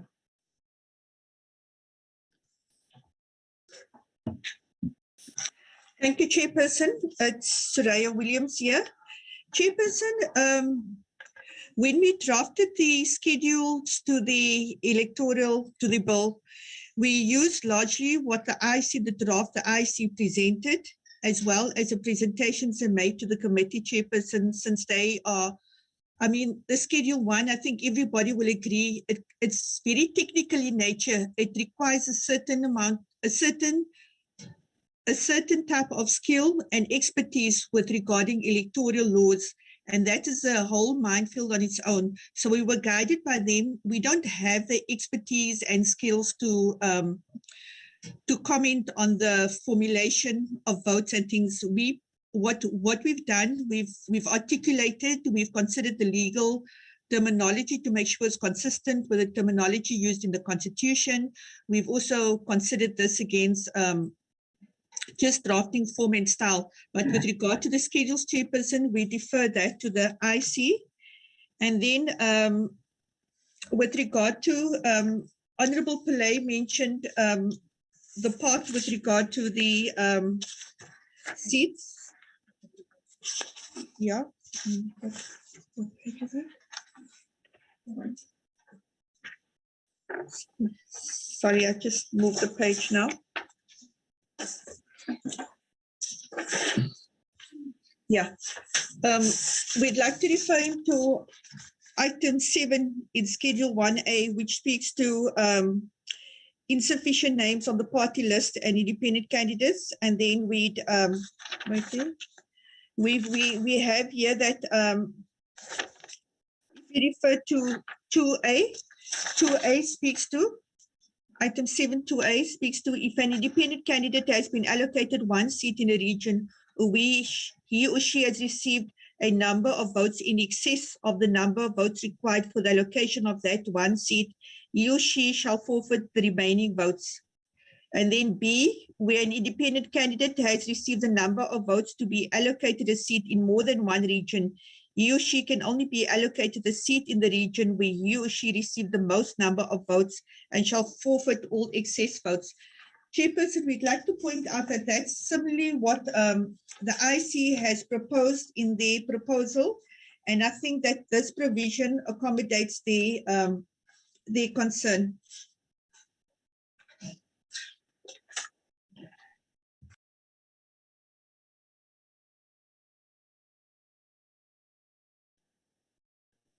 Are you still on platform, Ms. Cavender? You're done, thank you, Chair. Oh, she's done, okay. Honorable, I see your hand. Do you want to allow the Parliamentary Legal Service to make comments in the ministry and then you come back? I don't want to suppress members. Sure, Charles, I'll wait, but please just note that I want to raise something. Yeah, thank you. Sure. Okay. Parliamentary Legal Service?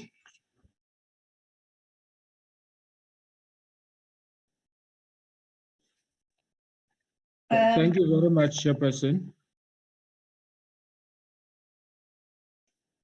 Can you hear me, Chair? Yes, proceed, Mr. Njigela. Chairperson, there isn't much to say from our side. Maybe we can just emphasize 3 points that have come out in the discussions, and maybe I should start at the beginning in terms of what Mr. Shiburu said. In as far as our meeting yesterday, it was indeed collegial and cordial, and we were able to find each other on many issues, except for the points that the IEC wanted to raise, and we agreed that they should be given the opportunity to do so. For the very simple reason, Chairperson, that the IEC at the end of the day is the one institution that has to implement So we may have all our ideas, but at the end of the day, they understand the practicalities and the realities of implementing an electoral law. So for that reason, we said, look, even if we disagree on one point, you must have an opportunity to put it to the committee. So it was cordial in that sense. So we're quite happy that this deliberation has happened. The second point, Chairperson, that perhaps one should make is that we are quite happy that the A list that was presented today by Oxley, which was also an outcome of yesterday's meeting and the past week's work that we've been doing with the rest of the legal team, that it seems that there is general consensus that it reflects the decisions that the committee has made. And of course, we accept, Chairperson, that it has to be updated in line with what the IEC proposed in the first presentation. So we're quite happy with that, Chairperson. We think it assists us towards moving to the B version of the bill, because that's where we need to get to at the end of the day. What, Chairperson, to me now seems to be an issue that a decision has to be made on is the issue of party agents, because it seems to me, and I could be wrong, my colleagues can correct me, there seems to be two proposals before the committee now in as far as the issue of party agents. Or agents, why am I saying party agents?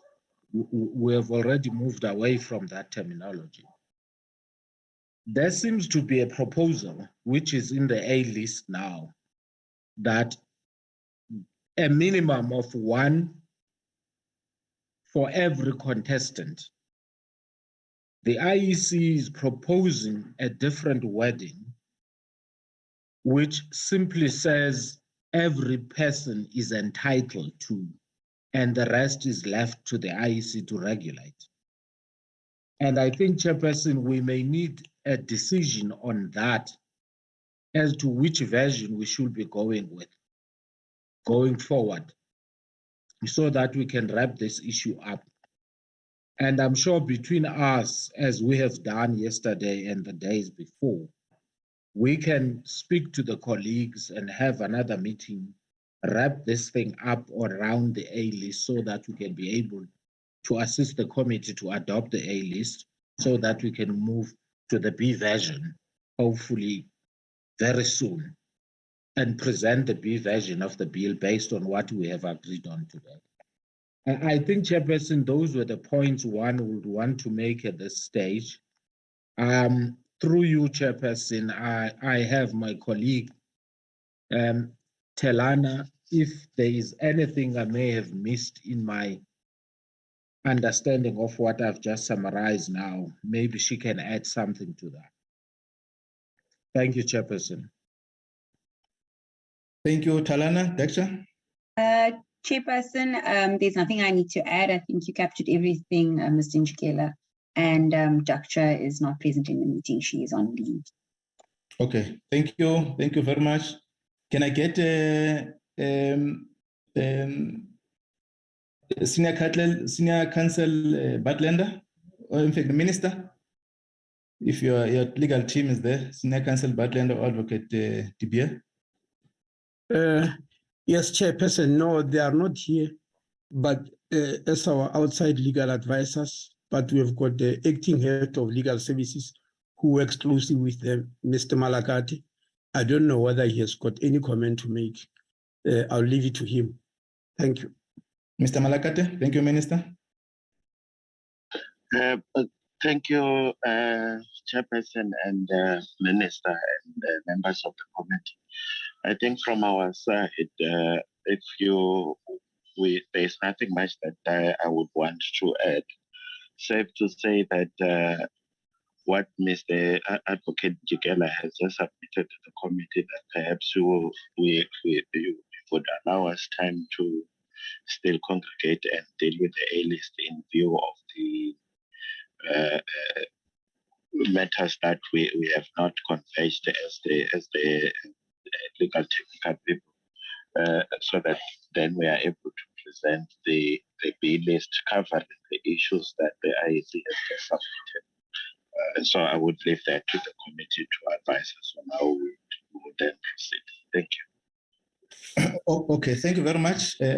Honorable Pili, I have not forgotten to note, just to recap that we have dealt with the issue of the agents' participation, and I think there was a deliberation around that matter, and we considered the submission made by the IEC and resolved on that. And I note that it's arising from the A list, which is correct for members to interact with. But there was a decision taken that that matter will be left to the IEC to regulate. That was the guidance that the committee has provided. If we're to proceed, Mr. Njikela or State Law Advisor, on the time to include the submission of the IEC so that members will formally adopt and record. How do you think we can deal with it?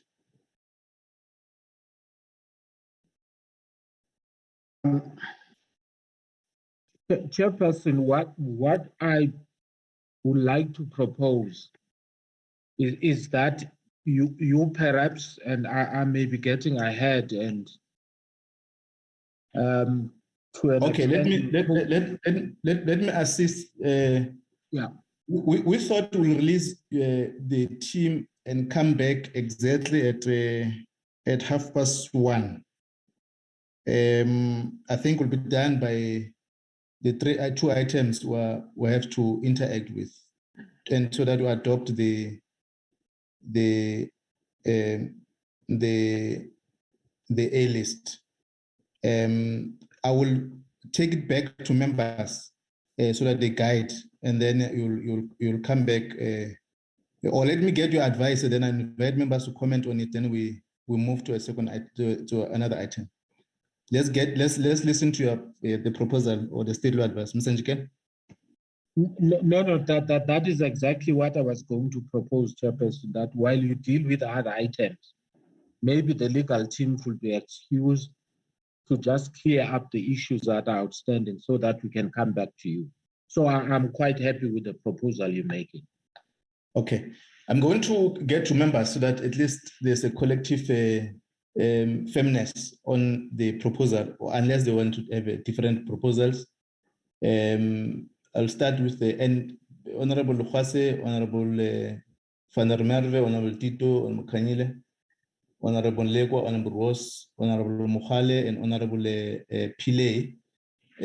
Both Honorable Pillay and Honorable Mukhale, I saw they were raising their hand. They'll also flag the issues they wanted to raise, so that we step off this item and then we get into the BMA. Honorable Lukwase. Thank you, Chair. Chair, if it's doable that it can be dealt with before the end of this meeting today, so that we can adopt it at a later stage, I think it's fine with me. But maybe it's dependent on their side whether they'll be able to compile the whole A list, including the issues raised by the IEC. I think for now, for me, I'm okay with the suggestion you made. It's all up to them to. Okay, noted. Honorable Van der Merwe.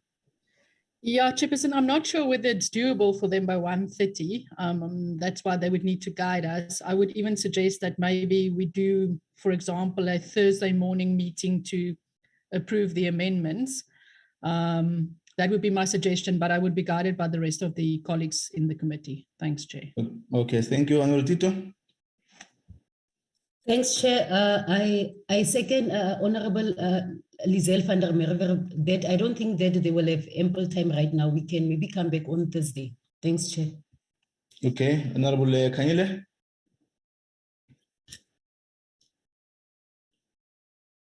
Thank you, Chairperson. I think they can guide us if they can be able to do everything today. And if not, maybe you can allow us to have another meeting sometime later this week. Maybe we can propose a different time. I understand that we have a caucus meeting on Thursday morning. Honorable van der Merwe has proposed Thursday morning, but I would suggest that maybe, Chairperson, we can agree on a time that we will all propose here.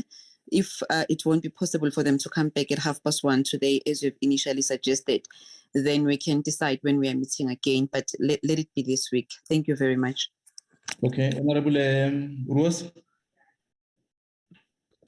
Thank you, Chair. I'm covered by Honorable Kanile. Okay, thank you. Honorable Mulekwa. Chairperson, I concur with Honorable Lefase. Thank you. Okay, I'll take Honorable Mokhale, Honorable Tswako Assis, and Honorable Pillay. Honorable Mokhale? Yes, Chair, I think I'm covered by Honorable Tito. Okay. Honorable Ntswako? Doctor? No, thank you very much, Chair. I agree with my colleagues. I think that we beg the indulgence of the, the understanding of the committee. There have been some changes and all of that. We've been analyzing it and all of that, and it will be also very good for us just to do a quick, the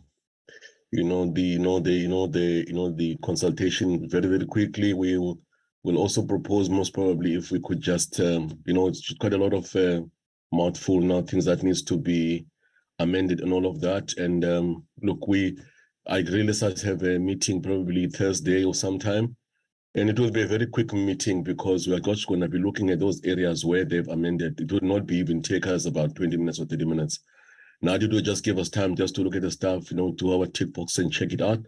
And then we don't have any issues. Then we can just go to no debates and just, have a look at the issues and then we were done. So we will try to, and propose that, look, let us say let's do it on the Thursday. Just give us a bit of time to, to process some of the things that have been proposed now or just need to be amended. And then we're fine. Thank you very much, Chair.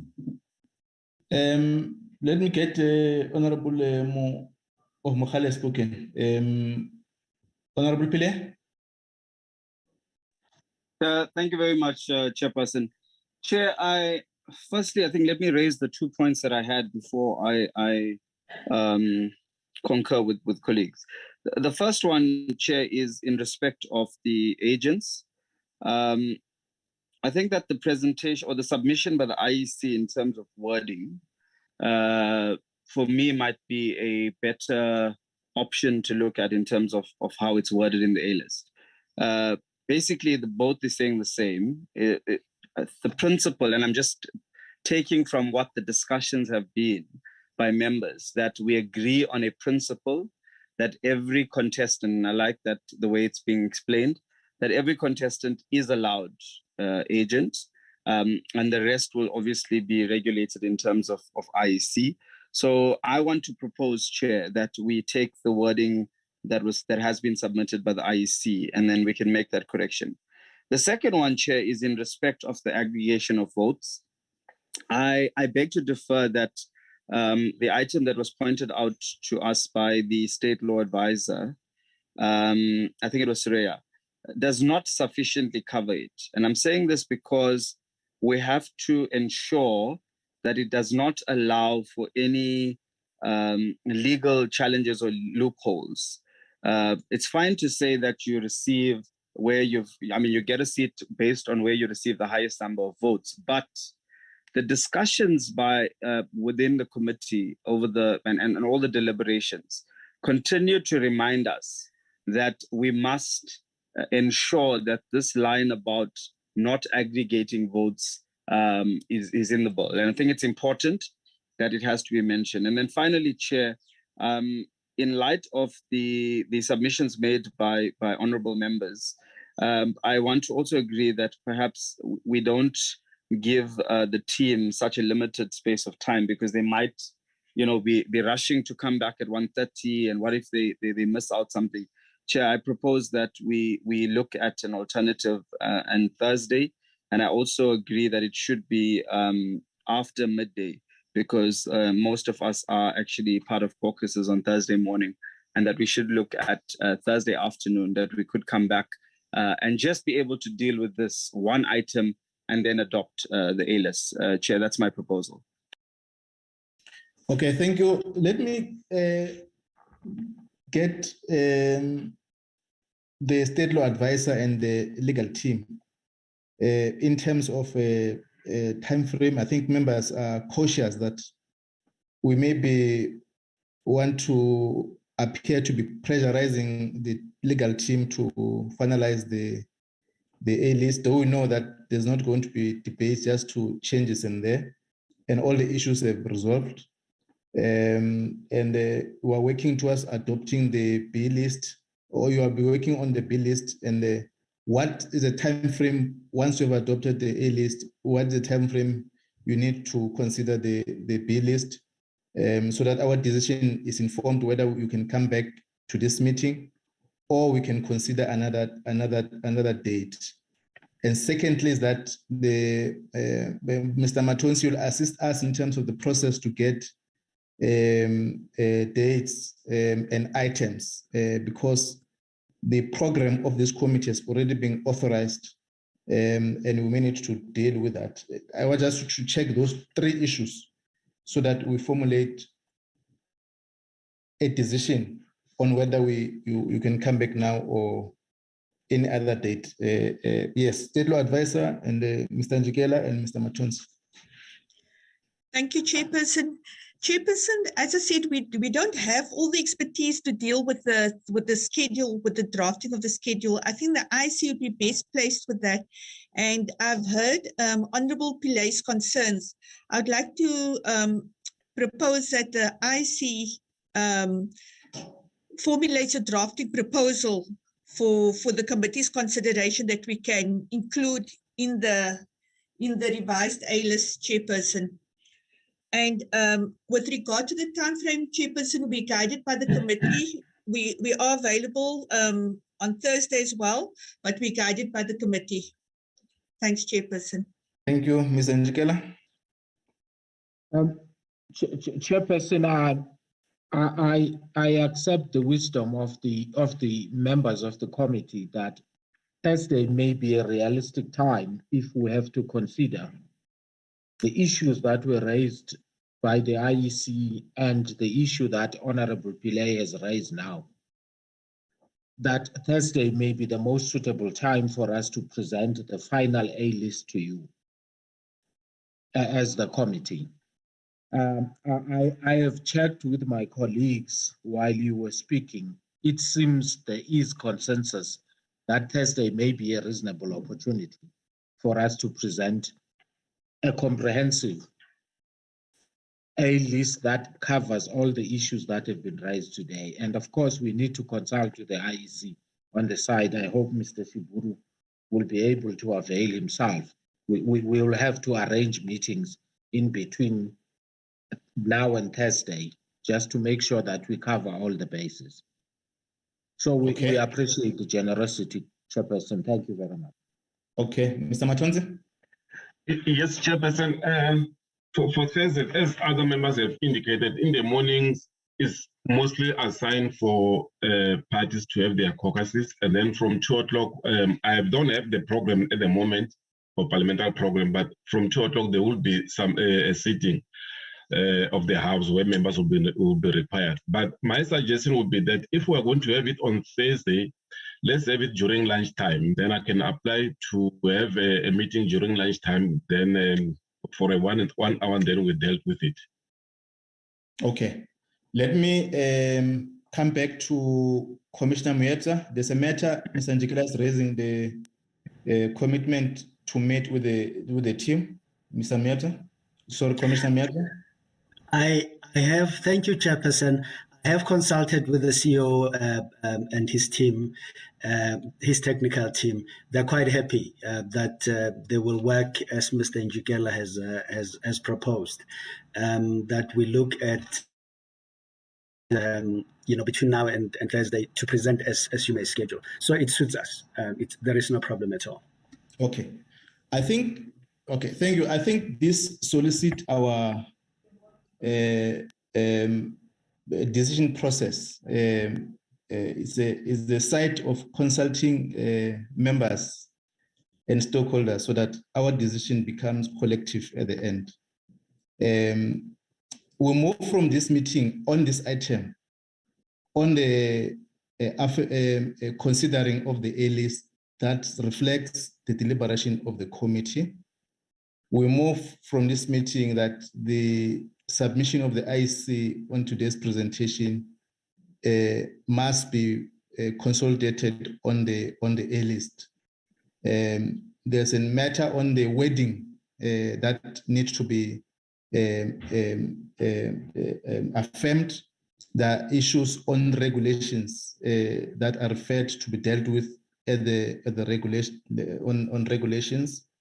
There are decisions we've carried both in consensus and voting in our deliberation, and the guidance members have provided that on the Thursday when we meet, we're just going to look on the issues that have been included and adopt so that we are on record.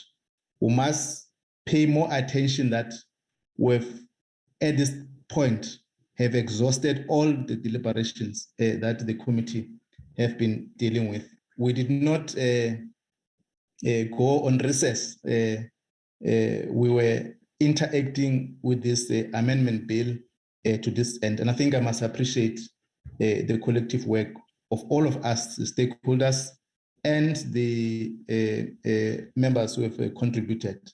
There's another layer of consultation process of the political liaison committee where the IEC interact with our political unrelated matters. And I think some of the issues will find expression at that level when consultation is going to be interacted. Mr. Matunsi will then inform us on Thursday. And he proposed that at midday, 1 o'clock, we must meet so that we finalize, because political parties in the morning, they have a party caucus. So this is a decision of the meeting that we meet on Thursday at 1 o'clock so that we finalize, adopt, so that we proceed to the A list. That I think is our summary of this item, members. Thank you very much. The Minister, to this far, I must extend our appreciation to the DM and advocates that were assisting the team, and the IEC commissioners, CEO, Deputy CEO, State Law Advisor, and Parliamentary Legal Service. We extend our appreciation for the collective work we have demonstrated in this discourse. I'm closing up the item. Ms. Govender, is there any other matter you want to raise contrary to what this collective has advised the meeting to conclude? Thank you, Chairperson. It's Soraya Williams here. Chairperson, I'd like to request also I just need clarity for the purpose of certainty in the process. Honourable Pillay has raised a concern about the aggregation of votes. When the IC submits their proposal to us in respect of that, should we include their proposal in the A list with regard to the aggregation of votes? Yeah, that is the understanding of the deliberation and the decision that was taken previously by the committee. Thank you, Chairperson. Thank you. Thank you, Commissioner Miepza. If you are now going to deal with the item of the BMA with the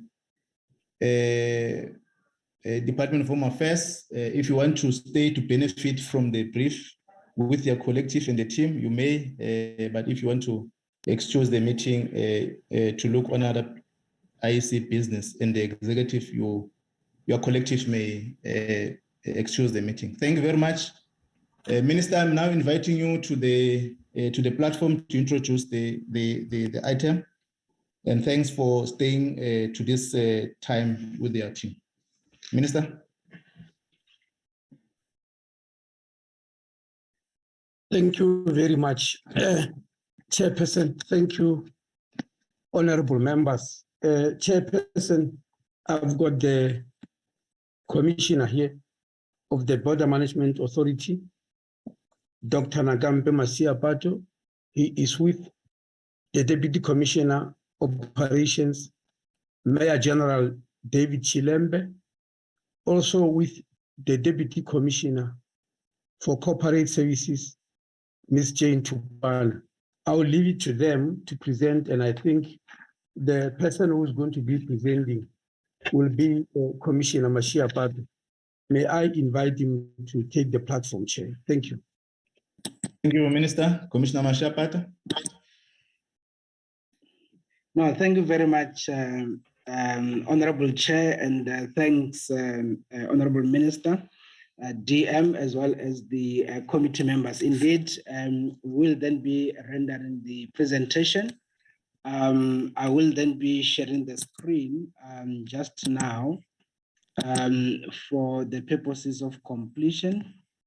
If maybe Honorable Chair can confirm that the presentation is in order. Honorable Chair.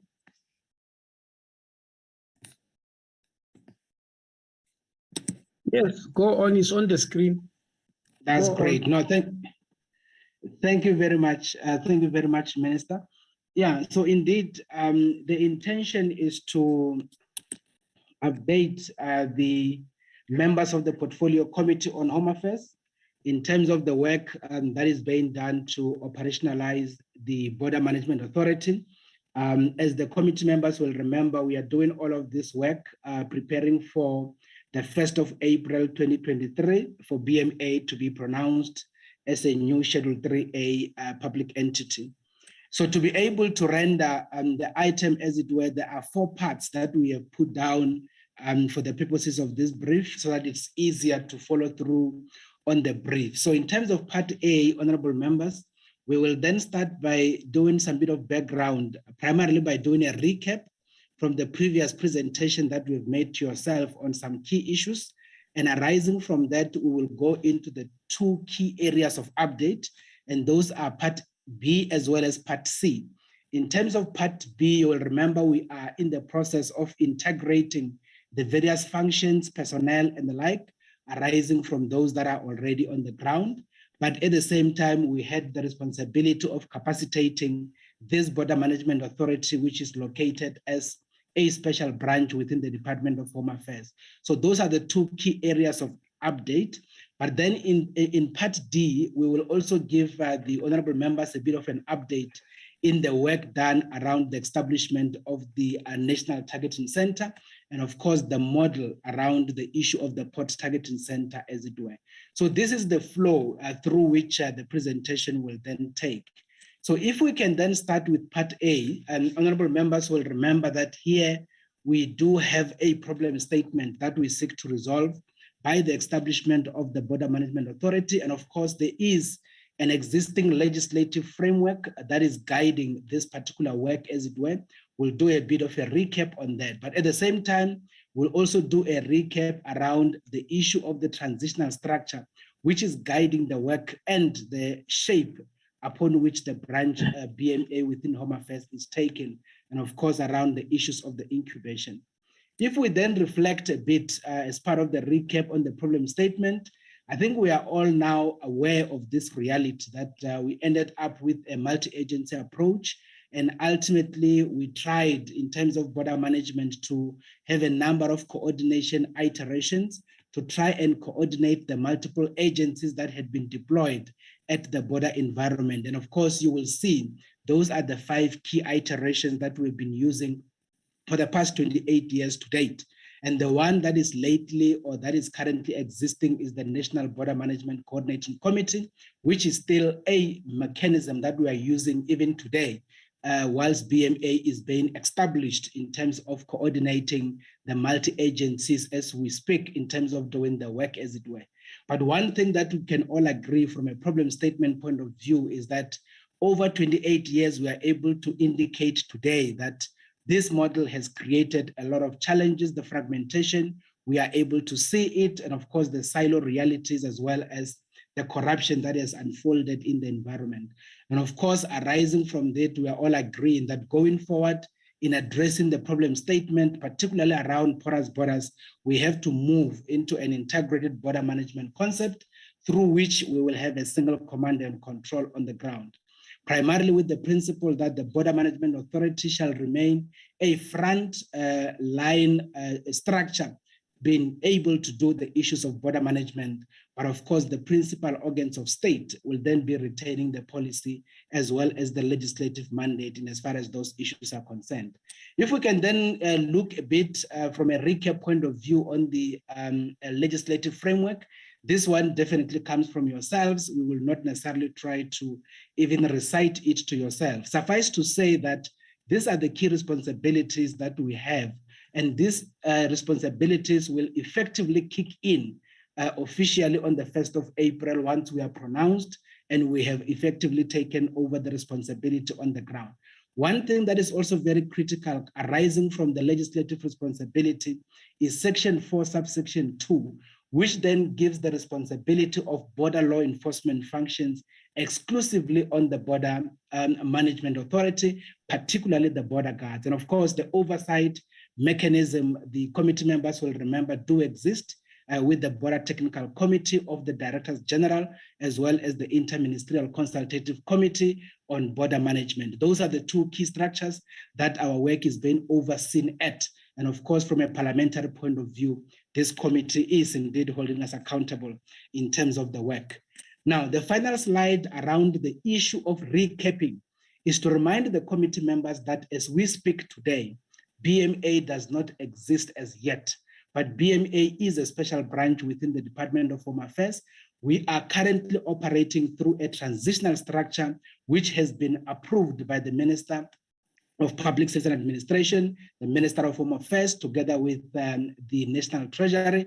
And of course, arising from that, that is basically how we are busy establishing this BMA. We also want to just confirm that particularly around the integration, there's a lot of work we are doing with Labor Collective, particularly through the Public Service Coordinating Bargaining Council, so that at least as we integrate the members of labor in this particular process, they are part of the value chain. Also suffice to indicate that a lot of work has actually taken place with National Treasury, particularly in the capacitation of the Border Management Authority and the allocation that has been given to the branch in the current financial year.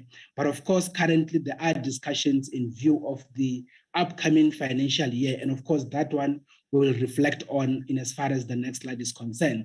And of course, the last issue that we want to say as part of the recap is to indicate that the incubation of BMA as a branch within Home Affairs is being determined by the service level agreement signed between the Commissioner and the Directors General for the purposes of the shared service model in terms of the establishment of BMA. That becomes very much critical for the purposes of understanding certain things that are taking place now as we speak. So that is basically the recap in as far as the presentation is concerned. So Chair and honorable members, I think now we can then move into the actual area of update in terms of where we are. So in the update around the integration process as indicated, there are 4 critical issues that we would like to update the committee members about. The first one is the integration process that we are actually embarking on, but more importantly, the model that is being used in this particular integration process. And of course, we'll give you an update around the signing of the implementation protocol, which is something that has been instructed of us by the BMA Act, as it were. And of course, we'll also reflect on the update around the signing of the service level agreement between BMA and the principal organs of state through which the BMA will have taken the responsibilities from. Now, let's then start by re-looking at the integration process that we are involved in. Honorable members will remember this particular provision here, that as part of this particular process, BMA will then be taking over immigration functions at the front line, which is currently within Home Affairs, doing the same in terms of port health, that is currently with the Department of Health, and of course, biosecurity, fauna and flora, which is under the Department of the Environment, Agriculture, plants-related movement, which is currently under the Department of Agriculture. But when it comes to SAPS, we are not taking over classical policing work that SAPS is doing as part of the constitutional responsibility they have. We are only taking what is called border control, what other people might describe as access control. That is the responsibility that the BMA will be taking over from the SAPS. Now, if you look at those 5 key functions, we are all going to integrate all of those key functions under the Border Management Authority on the ground. In that instance, we'll then have an integrated border management platform. We will have a one command and control, and each and every port will then have a one commander or a one port commander as we speak. Typical example, just to reflect on the current, if any of the committee members is to visit OR Tambo, you will realize there that there is a port manager from Home Affairs, there is a port manager there from the environment, from agriculture, from health, as well as from the police. And that is the fragmentation that we seek to resolve. There shall be a single port commander on the environment. That port commander shall be responsible for the 5 areas of work, which shall now be work streams within the Border Management Authority. Here we talk about immigration, port health, biosecurity, agriculture, as well as border control. So all of this is the activities that we are involved in, honorable members, and this is the model that I suppose the committee members will fairly be aware of. When it comes to our interrelationship with SANDF, as well as the South African Revenue Services, including SAPS conventional, we are then having the implementation protocols that are guiding the manner in which we shall be interacting with each other and ultimately doing the work on the ground as it is supposed to be the case. Now, let's then move to reflect on the model that is being used to achieve that particular integration process. In this particular journey that we are involved in terms of the current, we are using a model called the National Macro Organization of Government. And I suppose honorable members will be aware of this model. It is something that is fairly used by government in this particular process and negotiated with labor. Now, let's then give some bit of an update in terms of where we are as the purpose of this conversation today with the committee members. In terms of the legal stream, their responsibility has been to identify the functions or the sections in the respective laws that is being owned by the respective principal organs of state, or what one will describe as the mother department. And those particular sections have to then be exited into the Border Management Authority. Latest on that is that there is already that particular identification of the sections. The draft proclamation has already been given to the Office of the Chief State Law Advisor, of which the Office of the Chief State Law Advisor has already given us a go-ahead that everything that has been done was according to the book. All the respective ministers has already signed the draft proclamation as we speak. All the documents are with the president to look at and ultimately sign. Once the president signs, then the functions would have been officially now been moved into the branch within the department that is within the BMA. In terms of the second work stream, honorable members, the update there is all the individuals that are to be affected by this particular process has effectively been identified in the respective departments. They have actually been isolated, in other words, put on the table in one piece. And of course, in that particular context, we can also confirm that in terms of organizational design, there is work that is underway now to look at the permanent structure of the Border Management Authority for the upcoming financial year. And of course, as I've indicated in terms of labor relations, there's work that we are doing with labor to make sure that this whole process goes according to plan. In terms of change management, we've already finalized the integrated change management document, which we are then going to be using to do staff consultation, which we are actually intending to do in the coming few months together with labor in terms of dealing with all of those issues. In terms of the finance work stream, honorable members, we can also confirm that the chief financial officers had set from the respective departments to identify the finances that must then follow the people as the people are following the functions into the Border Management Authority. And of course, in this instance, we talk about their salaries, which is the compensation of employees. We also talk here about the operational cost, as well as the other related issues in as far as the financials are concerned. In terms of infrastructure, honorable members will remember, according to the BMA Act, Section 38, we are expected to take ownership of the infrastructure in the land ports. And as we speak, all of those there are 53 all in all. And up to this point in the current financial year, we have identified 31 ports that are being audited as we speak by the Department of Public Works and Infrastructure, through which we should be able to get those transferred by the 1st of April when it kicks in. The balance of the 22 will then obviously come through, will be audited in the next financial year with the view of it coming through in 2024. In terms of the ICT, that is the Information Communication Technology work streams, we can confirm as the update to the committee members that the chief information officers of the respective departments are sitting, identifying all the various systems that are being deployed in the border environment with the intention of integrating some of those systems so that when we then kick in, we are able to start using one platform as it were. And of course, the communication work stream is assisting us to make sure that the communication of the work is going according to plan. Now, Honorable Chair and the committee members, let's then give you some bit of an update in terms of the signing of the implementation protocols, which, as I've indicated, had been instructed of us by the Border Management Authority Act. The last time we presented before yourselves, we were indicating that the signed one at the time was between the BMA Commissioner and the Commissioner of SARS. Now we are updating you to indicate that there is the one between ourselves as BMA and the SANDF that has been signed between the Commissioner as well as the Chief of the South African National Defence Force, as well as the Secretary of Defence in May. And of course, in June, we're able to sign the one with the Commissioner of the SAPS. Up to this point, you will be aware that arising from the protocols, we are able to coordinate and cooperate with our colleagues as we do the work. And of course, some of those were effectively seen even at the point of the launch of the 200 cohorts of the border guards. All of the structures were present. And of course, some of the activities we were doing with them and the support they were providing to us were fairly determined by the contents of the implementation protocol. In this particular slide, honorable members, is to remember that the Border Management Authority will be a frontline structure responsible for border management on the ground.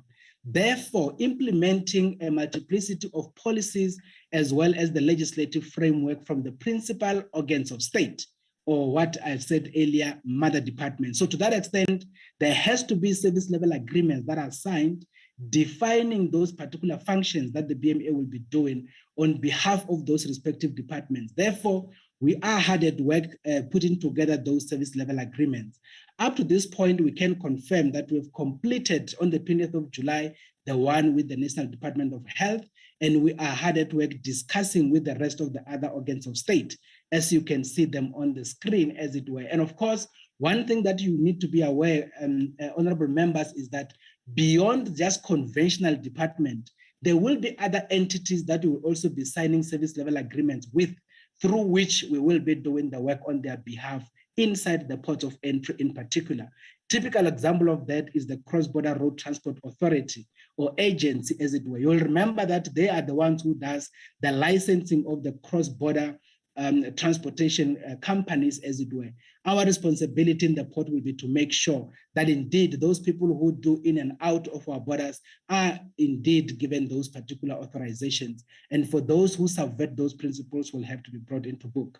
And one of those, for instance, is the South African Health Product Regulatory Authority, through which we need to be able to regulate the movement of medication in and out of our ports of entry on their behalf. And of course, we are still to have discussions with them arising from all of these issues. So this is part of the journey to make sure that the 1st of April, when it kicks in, all of this work will have to be concluded so that when we start doing the work, everything is done and is regulated accordingly. If I can then move, Honorable Chair and committee members, is around Part C.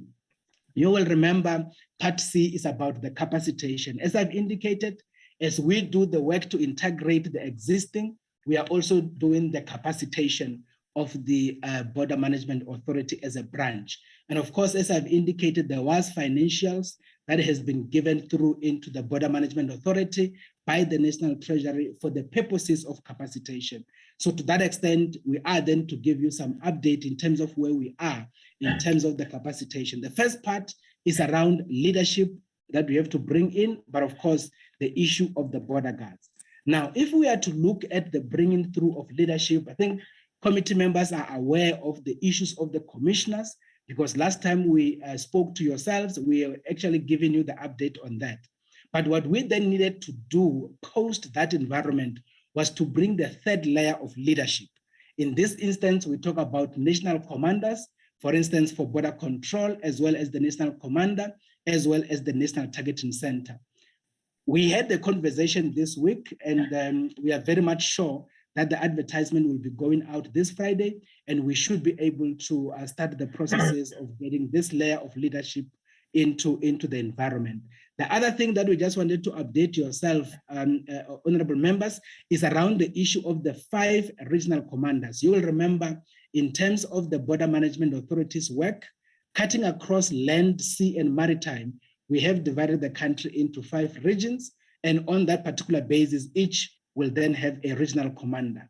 The only issue that we have then kind of decided is that we are going to then delay the appointment of the 5 regional commanders and do them only after the integration, meaning after the 1st of April. And the reason for that is to make sure that even those colleagues that would have been integrated should be given the opportunity to compete for these particular positions. Similarly, when it comes to the appointment of the 72 port commanders, we have also pegged it to do it after the integration itself. And the reason for that is to make sure that the colleagues themselves who would have been integrated, they should also be given the opportunity to do the same, because that then becomes very much central. All of these processes is on the basis of the journey that we are involved in, and also to make sure that we do not ultimately do the integration. And after we've integrated everybody, we kind of just say, now this is your leadership. Whilst the people themselves who might have been on the ground should then be able to also compete for these particular positions. And of course, the other issue was obviously bringing in the 200 cohorts of the border guards, as it were. And of course, they had to be brought in primarily because of the reality of the porousness of the borders as we know them. And of course, the work that we needed to be doing to make sure that at least we demonstrate some bit of presence. You will remember, Honorable Chair and the committee members, when we spoke before, we indicated that on the second week of the second quarter of the current financial year, we shall be deploying around 200 border guards who would have been recruited unconventionally, as in the manner that we will then be recruiting the subsequent cohorts in the upcoming financial years. So arising from that, all of that work has actually taken place. And of course, as I've indicated, we still continue to coordinate the structures on the ground in terms of doing the work going forward. And we use the National Border Management Coordinating Committee to achieve that. And I think you will be aware that we were able to do some bit of work around the previous festive period, including the April Good Friday festive period, and we're able to manage the issues of the queues and all of those kind of issues in the environment. Now, when we have to then look at the onboarding and the deployment of the border guards, one thing that we want to put very clear to the committee members here is to indicate that when we then did the advert for the recruitment of these border guards, we had made sure that the people from the various areas or the various segments as identified are actually encouraged to apply. And it was on that basis that we had to even go to those specific places to be able to deal with the processes of recruitment, even the processes of selection, which is exactly what we did. Typical example, for those that are in the segment, in Limpopo, in Beitbridge in particular, they were effectively selected at a place or township called Mansfield there. And similarly in Lubombo, for example, we had to go to Nelspruit for that, together with Oshhoek. And of course, for those that had to go to KZN, we had to go to Durban. For those that had to go to Maseru and Fitzbach, we had to go to Bloemfontein for all of those processes. So these are the activities that we had consciously done on the basis of making sure that people from those respective areas are given the opportunities in as far as this part is concerned. Now, if you look at this particular slide, you will realize there that these are we'll say the top 6 vulnerable segments of our borderline where we had prioritized the deployment of the 200 cohort. And of course, if you look at the figures, you might also argue that it is not enough. But I think one thing that we need to note is the fact that the deployment of the border guard, especially in the current, it is to kind of, complement the existing colleagues on the ground. In terms of the activities inside the port, is to complement the work that is being done by SAPS, because they are still there doing access control, and in other instances also doing classical policing. And of course, in terms of the borderline, they are doing that work in terms of static deployment, working with members of the SANDF, as it were. So all of this work is more your complementary work, but of course we do know that the actual work in terms of BMA with all of the various facets will then be done from the 1st of April going forward. For now, we are not yet there as yet, and that is why their deployment in the ground is effectively complementary, but of course working together with the colleagues that are on the ground doing the work. If we are to look at this slide, honorable members, is just to reflect on the, I would say, the illustration in terms of the map, demonstrating the various areas that we have actually deployed and the colleagues on the ground in terms of dealing with all of the various issues. And of course, on the basis of time, I might not want to go into the details of some of the activities that is being done as we speak, and of course, some of the key issues that we need to be dealing with. But I can just say for now, honorable members, that if you look at our deployment in Beitbridge, that is one of the biggest generators of illegal migrants, as it were. And of course, our deployment around the port, 10 kilometers in particular, as well as in the port itself, has started to neutralize the environment and deal with that particular issue. And of course, you'll be aware of other issues around the movement of explosives and all of those issues, and we are indeed dealing with those issues.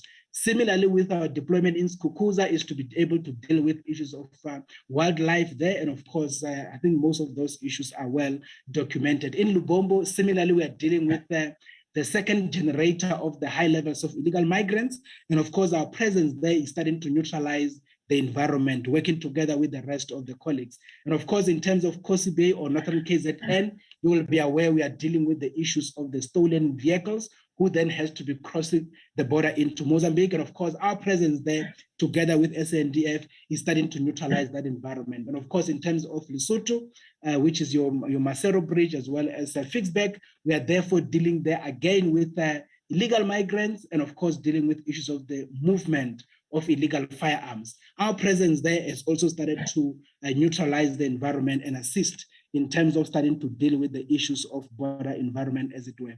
And of course, I do have some bit of detail in terms of some of the successes that the border guards had actually been able to do, particularly in the 6 weeks of their deployment. But of course, all of those are being recorded within the context of the other structures that are actually on the ground, as it were.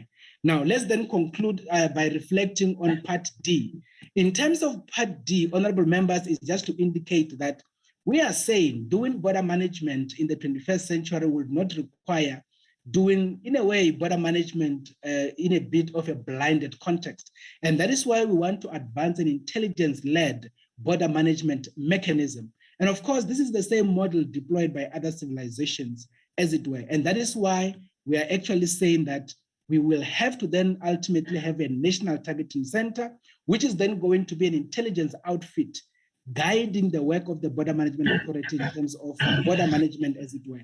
And of course, on the issues of each and every port will then have a port targeting center, of which those port targeting centers will then link to the national targeting center from a system point of view. And arising from that, this particular slide represents some of the activities that we are then going to be advancing. I had spoken about the issue that we are going to have a commander for the National Targeting Center. This is the model. There has to be a lot of activities we do at pre-port level, which will then be intelligence-led. We will be able to identify problematic either individuals or cargo that needs to be dealt with before even arrival at port. There has to be activities that we do at port. And of course, there has to be activities that we do post-port.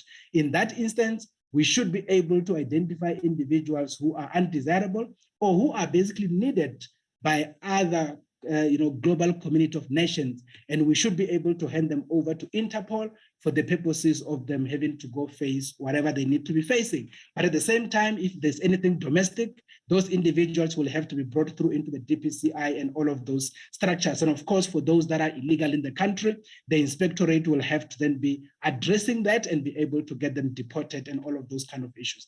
At the end of the day, this particular model is the model in terms of assisting us in terms of dealing with all of the issues. The last point I want to say on this point, Honorable Chair, is the effective application of advanced passenger information system. We do have the system as it were, but it is not being optimally utilized. And that is why we'll then bring capacity into the environment to be able to make sure that we do that. We need to be able to understand the people that are en route to South Africa and be able to stop people from the point of departure for them to come over if they are undesirable in terms of coming through into our jurisdiction. So this is what will be helping us to achieve that particular objective. But of course, we don't have time to go into some of the technical issues. For now, let's then indicate that in this particular slide, we are saying there are other critical broader issues that we are working on. And some of them I have already touched. Is the whole issue of the 31 posts that are being audited.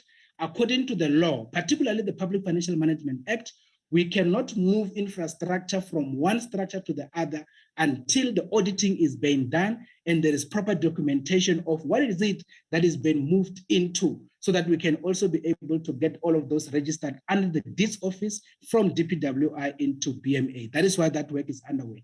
As we speak, we are involved in the medium-term expenditure framework, putting down the financials arising from the integration and the money that will come, arising from the current base money, together with what will be our requirement for the next financial year.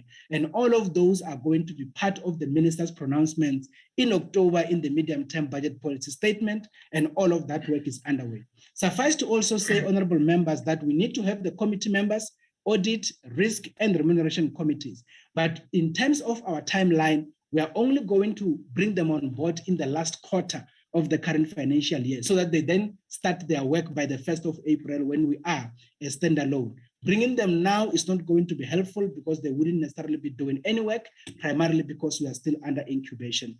And of course, part of our plan is to also to deploy at the segment KZN Lesotho, Eastern Cape Lesotho. In those segments, we are currently in the process of recruiting additional 23 border guards that are going to be deployed in those two critical segments, as it were.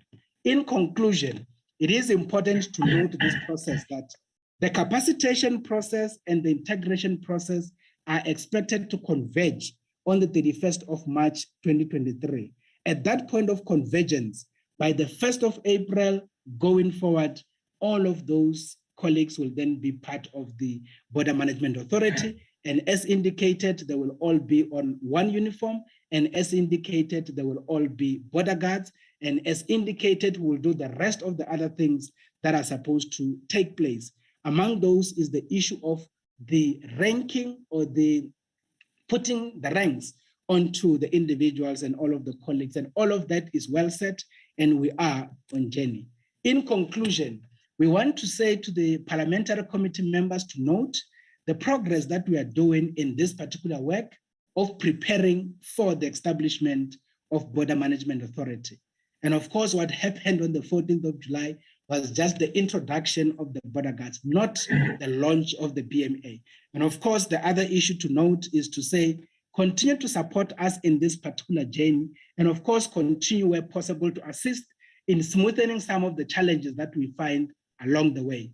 It is a very sensitive work that we're involved in, a lot of interest into the journey. And of course, there are some that are beneficiaries who then can easily kind of derail if we are not able to guide the process, as it were. Now, we need to agree, particularly in the committee, that BMA seeks to secure borders for development.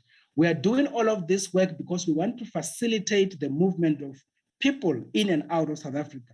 We want to facilitate trade in and out of South Africa. Part of our objective is to enhance tourism. But at the same time, we need to protect our economy and deal with issues of illicit trade, because that is very much problematic. But at the same time, dealing with issues of human smuggling as well as trafficking, as it were. So this, in short, is the update in terms of where we are sitting in this particular process of establishing the Border Management Authority. Thank you very much, Honorable Chair, as well as the committee members, the Minister and the DM. Thanks.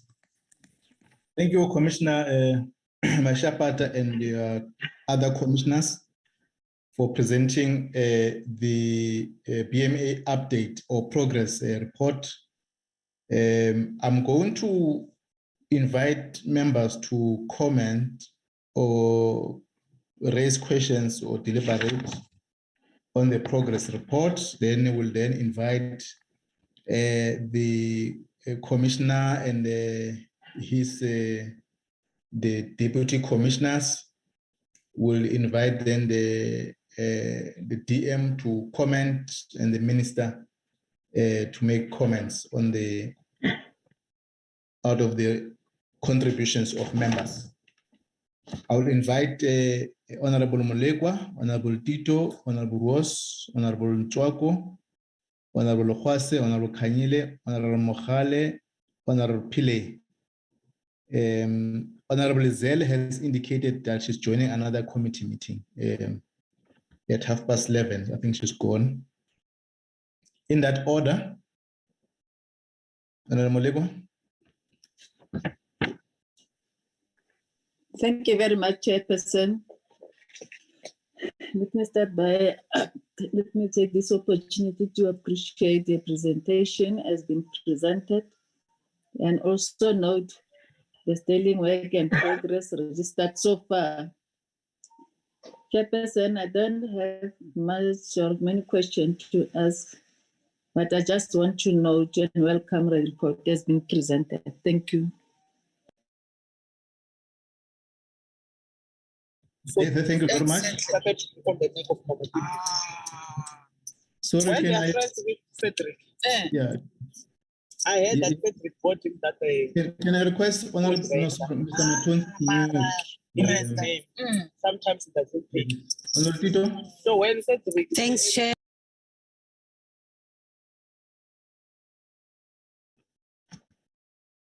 Honorable Tito, proceed.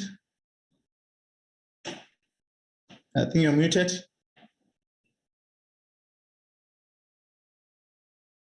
Honorable Tito, you're muted. Okay. Thanks, Chair. I'm saying that I also welcome the presentation. I would like to ask one question. What is the status of cooperation in the protocol with SARS on excluding custom functions given the BMA legislative mandate to manage the legitimate movement of the goods? Thanks, Chair. I only have that one question. Thanks. Thank you, Honorable Tito. Honorable Ross. Thank you, Chair, and thank you to Dr. Masiapato for the presentation and for keeping it brief. First of all, yes, it's good to see the deployment of the 200 border guards. I think that that gave people a lot of confidence that something is happening. I have a few questions about, just in general, in terms of the approach and how things are going to work long term. Dr. Masiapato, you mentioned that the multi-agency approach hasn't worked over 28 years. It created fragmentation, etc. But it seems at the moment like it's almost a situation where some of the roles are fully integrated, and then some of them are managed under these implementation protocols. So I just want to understand, when you talk about the single command and control, is there going to be a situation where SAPS and SANDF, etc., around border posts report to some sort of BMA structure in terms of command and control? I just want to understand how integrated that is going to be. Or is the BMA merely going to play a coordinating role where we say, you go here, you do this, you do that, and then we see how it goes?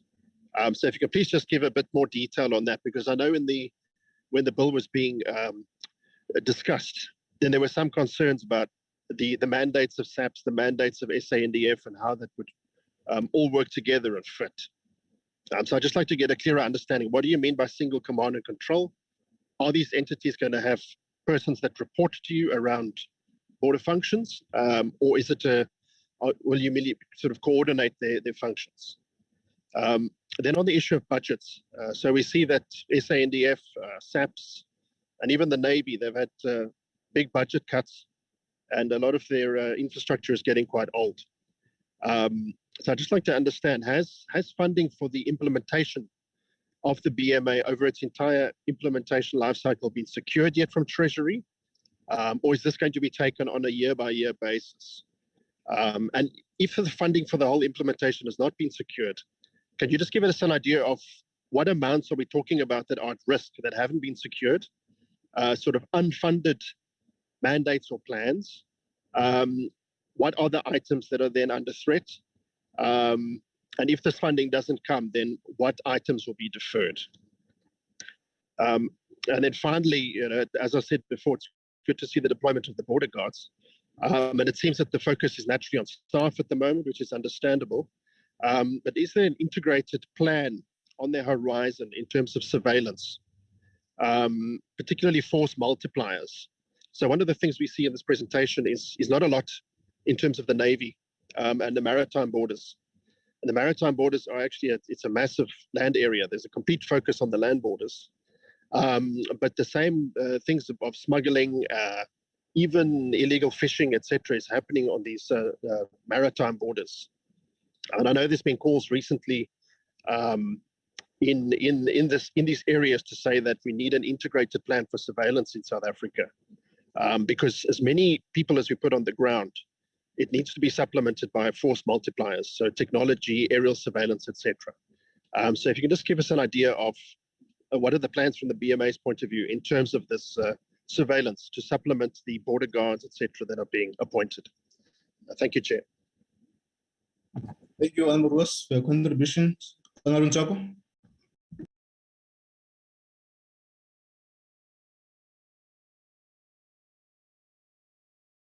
Okay, it's not in. Honorable Khwase. Thank you very much.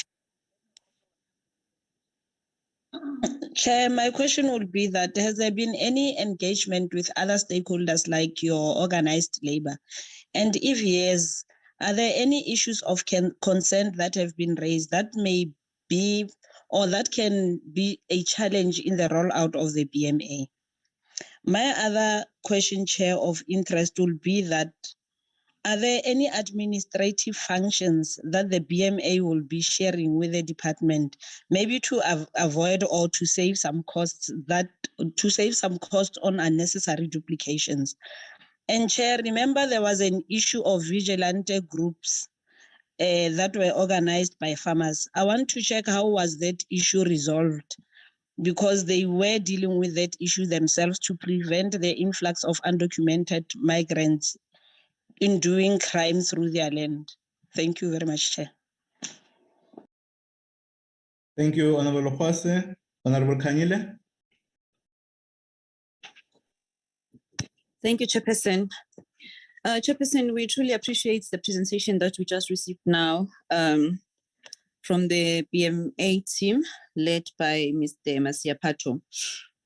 I just have a few questions as well that I would like to ask.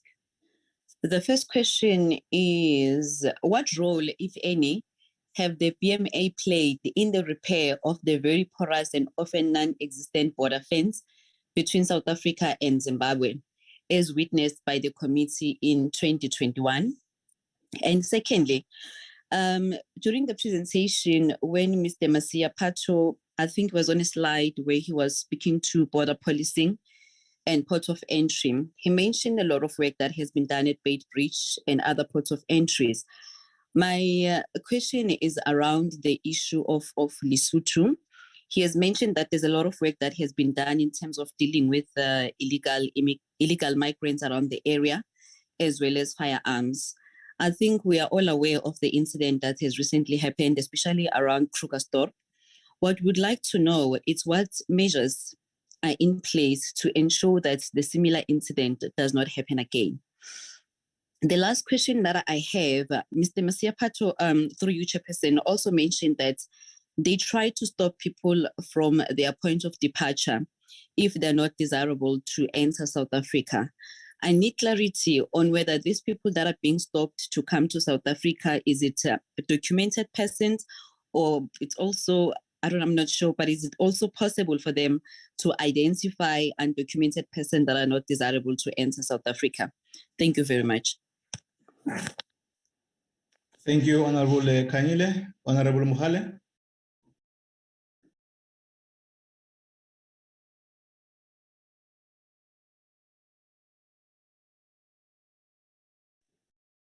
Honorable Pillay.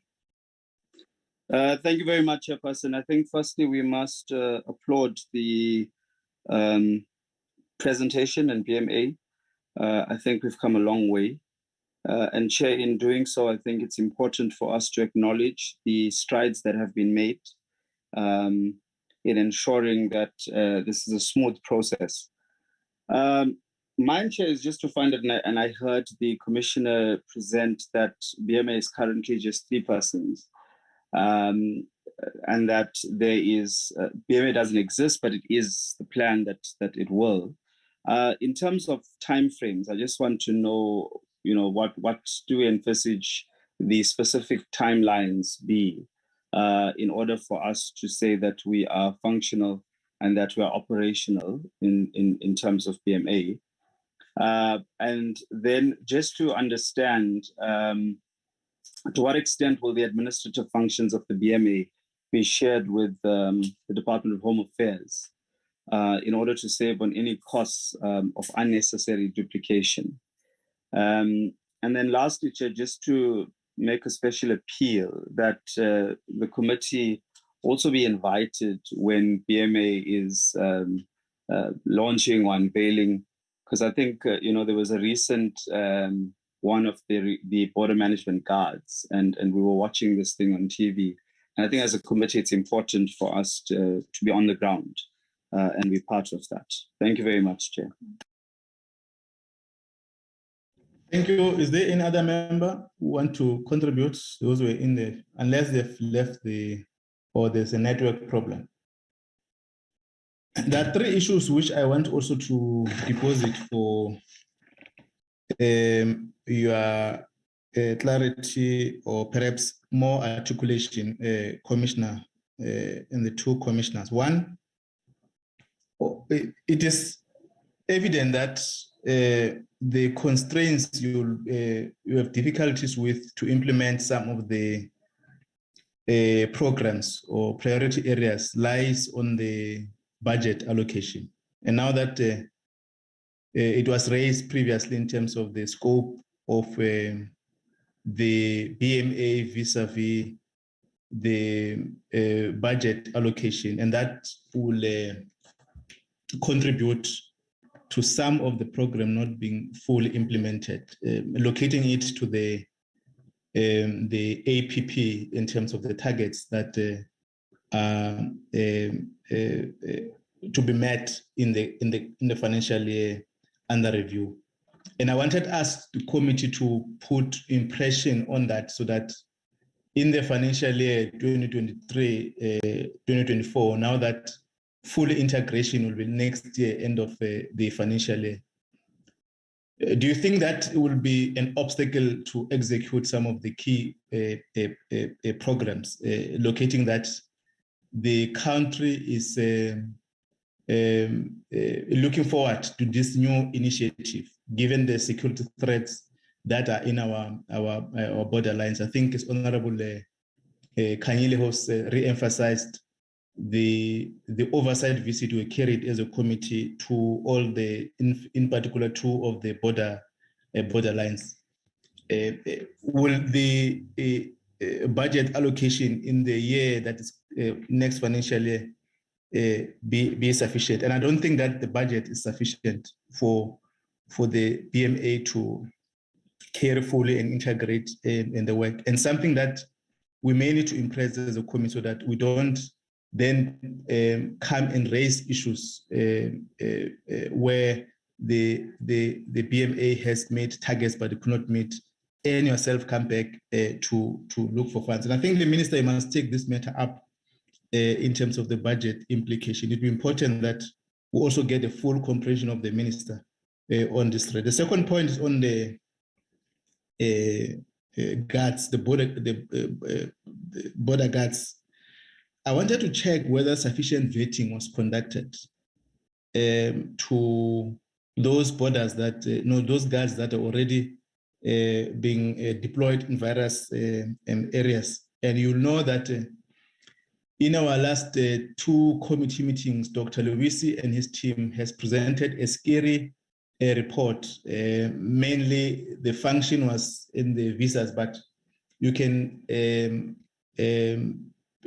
highlight that there's a syndicates in all the system of work of IEC, of the departments, and we have threats in your borderline syndicates that are around there who smuggle people, smuggle many things. Or so, what are the mechanisms in place to monitor these border guards that are not going to be vulnerable to this crime-related matters in the industry? I think it's important to raise that matter so that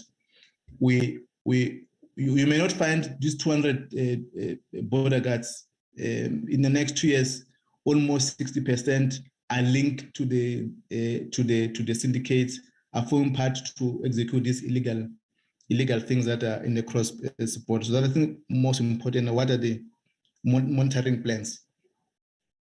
The last 2 points is on the cadet program, and I think this will go both to the minister and yourself. In the last period, there was a program Department of Home Affairs carried on the cadet youth program. I'm not sure where it is or where are those people, those young people who were trained. And I'm raising it in both the context of the BMA recruitment period and this initiative or department of the 10,000 or so a new program of the Department of Home Affairs, because Home Affairs has invested around these those young people. What is the program where they are, and what is the plan to integrate them in the system so that the investment you've put into is not lost in the space? The last point is that government has taken a deliberate decision or is taken deliberate call that there's young people or graduates who are all over, who are not get employment and so forth and so on. And this entity is new in the main. And I wanted Commissioner Masiapata to demonstrate if the attitude towards this call of employing young people and young women and people with disability. I think the call emphasis on what is the I know that you are not in the full scale of now we can determine how the scale of your staff components, but what is the attitude of the BMA on these three areas: the youth, women, and people living with the disability. So those are my three areas, Chair, that I wanted to deposit. I'll invite Commissioner Masiapata and the two commissioners, then we'll invite DM and the minister on this matter. Commissioner Masiapata. No, thanks, Honorable Chair. And thanks to the committee members for the issues raised. Indeed, Honorable Chair, there will be some questions that will be reflected on by the others of my colleagues, particularly the Deputy Commissioner for Corporate, especially on those issues that are more human resource or corporate related. And of course, there will be some issues that General Chilembe will also reflect on. And I think the other bigger issues the Minister and the DM will be able to cover. Maybe from my side, Honorable Chair, let me then start with the issues raised by Honorable Tito around the issue of the implementation protocol between BMA and SARS in relation with the fact that the South African Revenue Services is excluded from integration into the BMA, whilst at the same time, Section 5, paragraph B, indicate that BMA is responsible for facilitating and managing the legitimate movement of trade and services in the South African border law enforcement area and the port of entry. Indeed, that in a way sound very much kind of a double mandate issue, as it were. But there is one thing that is very clear, Honorable Tito and the committee members, which basically says in section 4, subsection 2 of the Border Management Authority Act, it says border law enforcement functions will exclusively be done by the Border Management Authority and the border guards in particular. So what it means is, when it comes to the facilitating of whether the movement of persons or even the movement of trade, when it comes to having to enforce the law in a port of entry or even in a border law enforcement area, the BMA will effectively be responsible for that particular responsibility. Now, the presence of SARS inside the port is not necessarily to do border law enforcement, even in terms of trade facilitation, but their presence is more technical in nature, is to be able to look at the declarations that would have been done by the traders, as it were, vis-a-vis the goods that they're either importing or exporting and all of those kind of issues. But BMA will then be doing border law enforcement ultimately. And of course, I mean, in the longer term, Honorable Tito, you are right. I suppose when the country has stabilized about these particular issues in the longer term, I think it will then become very much clear that that particular function, in a way done by SARS inside the port itself, is something that can still be done in the back office, and therefore we then kind of address that in the longer term. For now, it is not much of a problem. Now, the implementation protocol, what it does, it defines those technical aspects to indicate that the border guards will then do the law enforcement aspect, meaning if there is anybody who would have subverted the legal requirements around the provisions of the law, as it were, they will then have to be dealing with that. However, they will still be doing that together with the colleagues from SARS, operationally on the ground.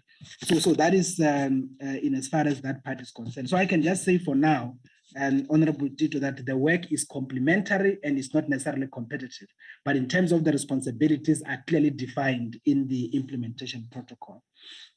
In terms of the issues raised by Honorable Ruos around the timeline, even in terms of the actual, I would say, integration. Let me put it this way, Honorable Member, so that at least we are at one on this one. You will remember that I have spoken about the work of the legal work stream, the identification of the functions, the fact that we took the functions to the Office of the Chief State Law Advisor. The intention is for the Office of the Chief State Law Advisor to look into whether that process is exactly complied with all our legal prescripts. And as I've indicated, they've already given us a thumbs up that we've done everything by the book.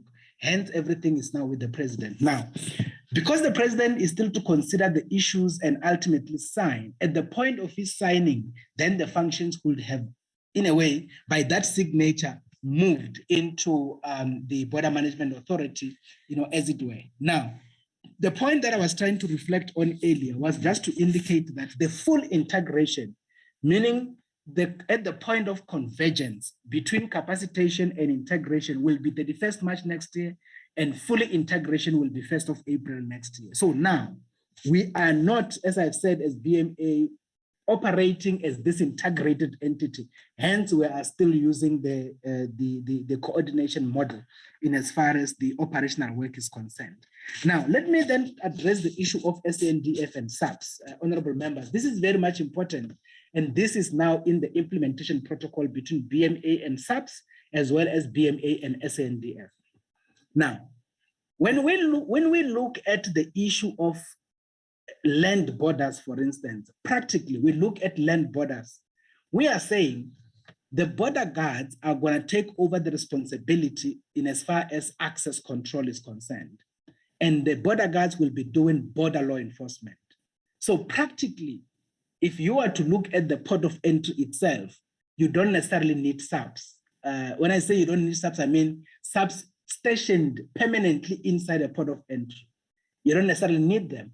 However, should there be a crime that happens inside a port, we should be able to activate SAPS. The nearest police station must be activated. like it happens any other place, practically speaking. So if somebody gets killed, for example, inside a port, then that is a crime scene. The dead body must be administrated. And on that basis, then SAPS comes and take over that responsibility. So that is the essence. But if you go to a OR Tambo, for example, OR Tambo has the port side, but they also have the commercial side, where you have shops and all of those kind of things and all that. Now, in terms of the access control area of the ports at OR Tambo, you don't necessarily need SAPS there, but you will still have SAPS policing or doing classical policing on the commercial side and other things of that nature. So the implementation protocol defines the manner in which the relationship between BMA and SAPS will interface on. Another typical example, if you go to a land border, for example, let's say Bedbridge, and people say they're going to do a strike in the mouth of the port, the border guards are not meant to deal with issues of public order, for example. Then SAPS public order policing will be called in to come and manage that particular environment. That is the relationship we are talking about. And that relationship is very clear. Another typical example, if, for example, the border guards, they intercept a stolen vehicle that might have been hijacked somewhere in Gauteng and it is intercepted somewhere in the border, for example, the border guards will then bring in other words, they will phone or activate SAPS to come and then deal with that as a crime issue. And the detectives will have to go investigate who's the owner of the car, what happened to the owner and how the car was stolen and all of those kind of issues. So this is the issue. The only thing that we are trying to resolve here as part of the model is to have SAPS sitting in the port doing access control. That particular work is not a policing function. And that is why BMA will then be responsible in as far as that part is concerned. Now, let me reflect a bit on SNDF. Now, so maybe in terms of closing this part, Honorable Ruas, on SAPS, there is no any command and control that needs to be happening between BMA, border guards, and the SAPS. It is just about the border guards phoning or activating SAPS when there is a need to do so. Maybe if we can leave being hypothetical and talk practical, if you go to a mall, Main Lane, for example, here in Pretoria, SAPS is not sitting inside the Main Lane on a daily basis, walking around the shops or anything like that. But if there is a need for SAPS to run there because there is a crime issue, obviously SAPS will be activated. But at the same time, that does not mean that SAPS cannot go there if they need to as part of their crime prevention. They can, but they don't need to sit there all the time. So there is no command and control that needs to be effected. They just need to be activated when they need to be activated. The protocol defines that. In terms of the SNDF, as we always say, the constitutional mandate of SNDF is very clear. They are responsible for border patrol, border protection, ensuring the country's territorial integrity. We also indicate there is 4,772 kilometers of the borderline. There cannot be any shortage of work. What we are saying is the BMA and the border guards in particular will then be taking care of the vulnerable areas of the borderline. Those are the areas where there is too much of civilian activities. There is too much of people stealing things and moving them in and out, illicit goods and all. Those areas are already identified, and those areas get identified between the BMA and the SNDF. Then the border guards will be statically deployed in those areas, meaning they will be stationed there, not moving. The SNDF will do patrol, meaning moving up and down the border, going to mountains and all of those issues. The SNDF will be statically deployed in those areas. Similarly, you will remember the integrated nature of our communities around the country with our neighboring countries.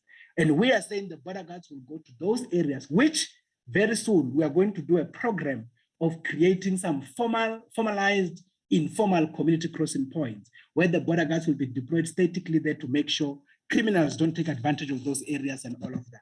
I took a bit of time on these two issues, honorable members, because this is very much central to the work that BMA is supposed to be doing. And I do know that it was also a question that was raised that had to be responded to as a parliamentary question by the honorable member, especially around the difference. Now, in terms of the command and control between BMA or border guards and the SNDF, SNDF cannot be commanded by the border guards. SNDF is the apex structure in the country. And therefore, what is the issue is about the relationship. The relationship here means the border guards will be statically deployed in these vulnerable areas, and then the SANDF will then do the high mobility deployment.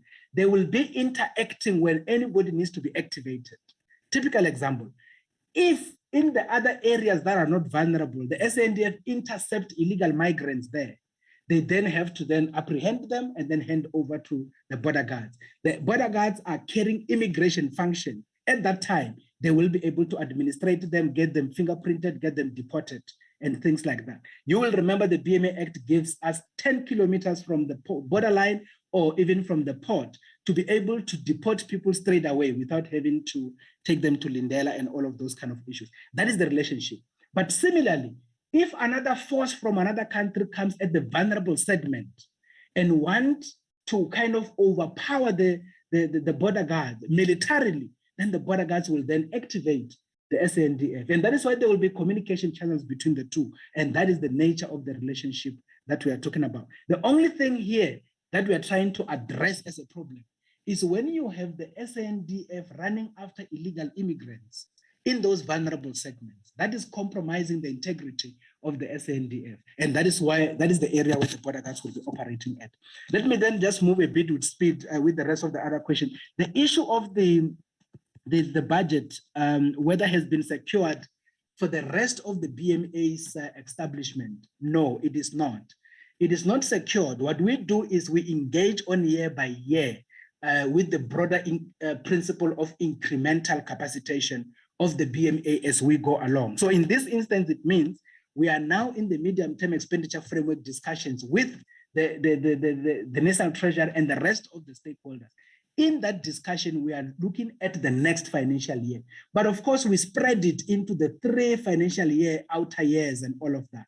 But as we then engage in terms of the increase of the funding as we then go along, also more dependent on the nature of the finances that Treasury is able to bring to put on the table. The issue of the integrated plan on surveillance, we agree, Honorable Ruas, because we are saying there has to be that technology that needs to be procured to assist us in this particular environment of border management. This is the latest mechanisms deployed by other civilizations in terms of border management, and we agree on that. That is why part of our financial requirements for next year is to also get some finances to bring in some technology to assist the border guards as the force multiplier in dealing with the issues. The issue of the sea, Honorable Ruas, we also responded in the previous conversation that for now, the BMA is not yet moving into the sea area in terms of the sea line or the coastline. We are just going to be in charge of the ports of entry at the sea, or what is called maritime ports. And then later, when we are stabilized, we will then look at the coastline per se. For now, the coastline is still the full responsibility of the Navy, as it were. In terms of the issues raised by Honorable Lokwase, has there been an engagement with labor? Indeed, Honorable Lokwase, remember, we say labor is critical for integration in particular. That is why on the 12th of April, we went to the Public Service Coordinating Bargaining Council, where all labor sits, and we started engaging there. We gave them the model, we gave them the layout and everything about the establishment of BMA. In that conversation, they understood everything. Suffice to say, we then agreed that when we are now to go to engage staff, we will have to do that collectively with labor. And outside of that broader discussion, we also do bilaterals with various labor, as it were. Just in the past Friday, we had long discussions with NAHAU and the Public Service Association. Just yesterday, we had long discussions with the South African Police Union and all. So we engage with them and we are preparing for this particular journey. So arising from that, we can indicate that we do not have any, I thought maybe that question is here, whether there is anything that is coming from labor that can derail the border, the BMA. Where we are sitting, there's nothing of that. The only thing we are able to pick up, even as we are going to still engage with staff, is that staff is anxious to hear our presentations and to hear our plans. And on that basis, they are ready to be part of this particular process. Now, administrative issues, whether we need to share some assistance together with the department going forward. Obviously, as part of the normal public entity mother department principle, there will still be those sharing of the administrative responsibilities in certain instances, even through secondments and the like, until we are able to fully be grounded as we go along the value chain. We should be able to deal with that. The issue of the vigilante group dealing with border patrol, and Honorable Lohwase, yeah, on this one, what I can indicate is I do know that there has been some groups that has been kind of doing some patrolling in terms of their farmers or their farms, as it were. But one thing that we know now with the deployment of the border guards, all of those, I would say, they are starting to appreciate the intervention. They are able to appreciate the, the movement by government to start addressing these issues, especially in those areas where they are vulnerable and people were actually crossing and ultimately coming into the farms and they were stealing things and all that. So once we are able to start stabilizing all of those, most of these issues will kind of stabilize. But we still have the mandate as per Section 5, Subsection C, that we must cooperate with the farmers in the border environment as we do this work. And indeed, those conversations are actually starting to take shape, particularly led by the border guard, the chief border guards in particular. And Honorable Kanyile, on what role played by, in terms of the fixing of the border fence. Honorable Kanyile, what we can say on that is, as BMA in this transition, we are not yet there. I have indicated we have just identified 31 ports that we are busy auditing that will have to transfer. Once we are stable in terms of that, as I said, the remaining 22 will be audited next year, in the next financial year, with the view of bringing it through in 2024-25. But in terms of the borderline, that is also an issue under discussion. We do believe Section 38 does give us the responsibility to be in charge of the issue of the borderline, but we are still to engage because everything that we do is guided by the Public Financial Management Act in particular. And we are making sure that everything we do must be very much compliant with all of those issues as it stands. Now, what are the issues that are going to be taken going forward to address the issues of the example of Krugersdorp, as it were?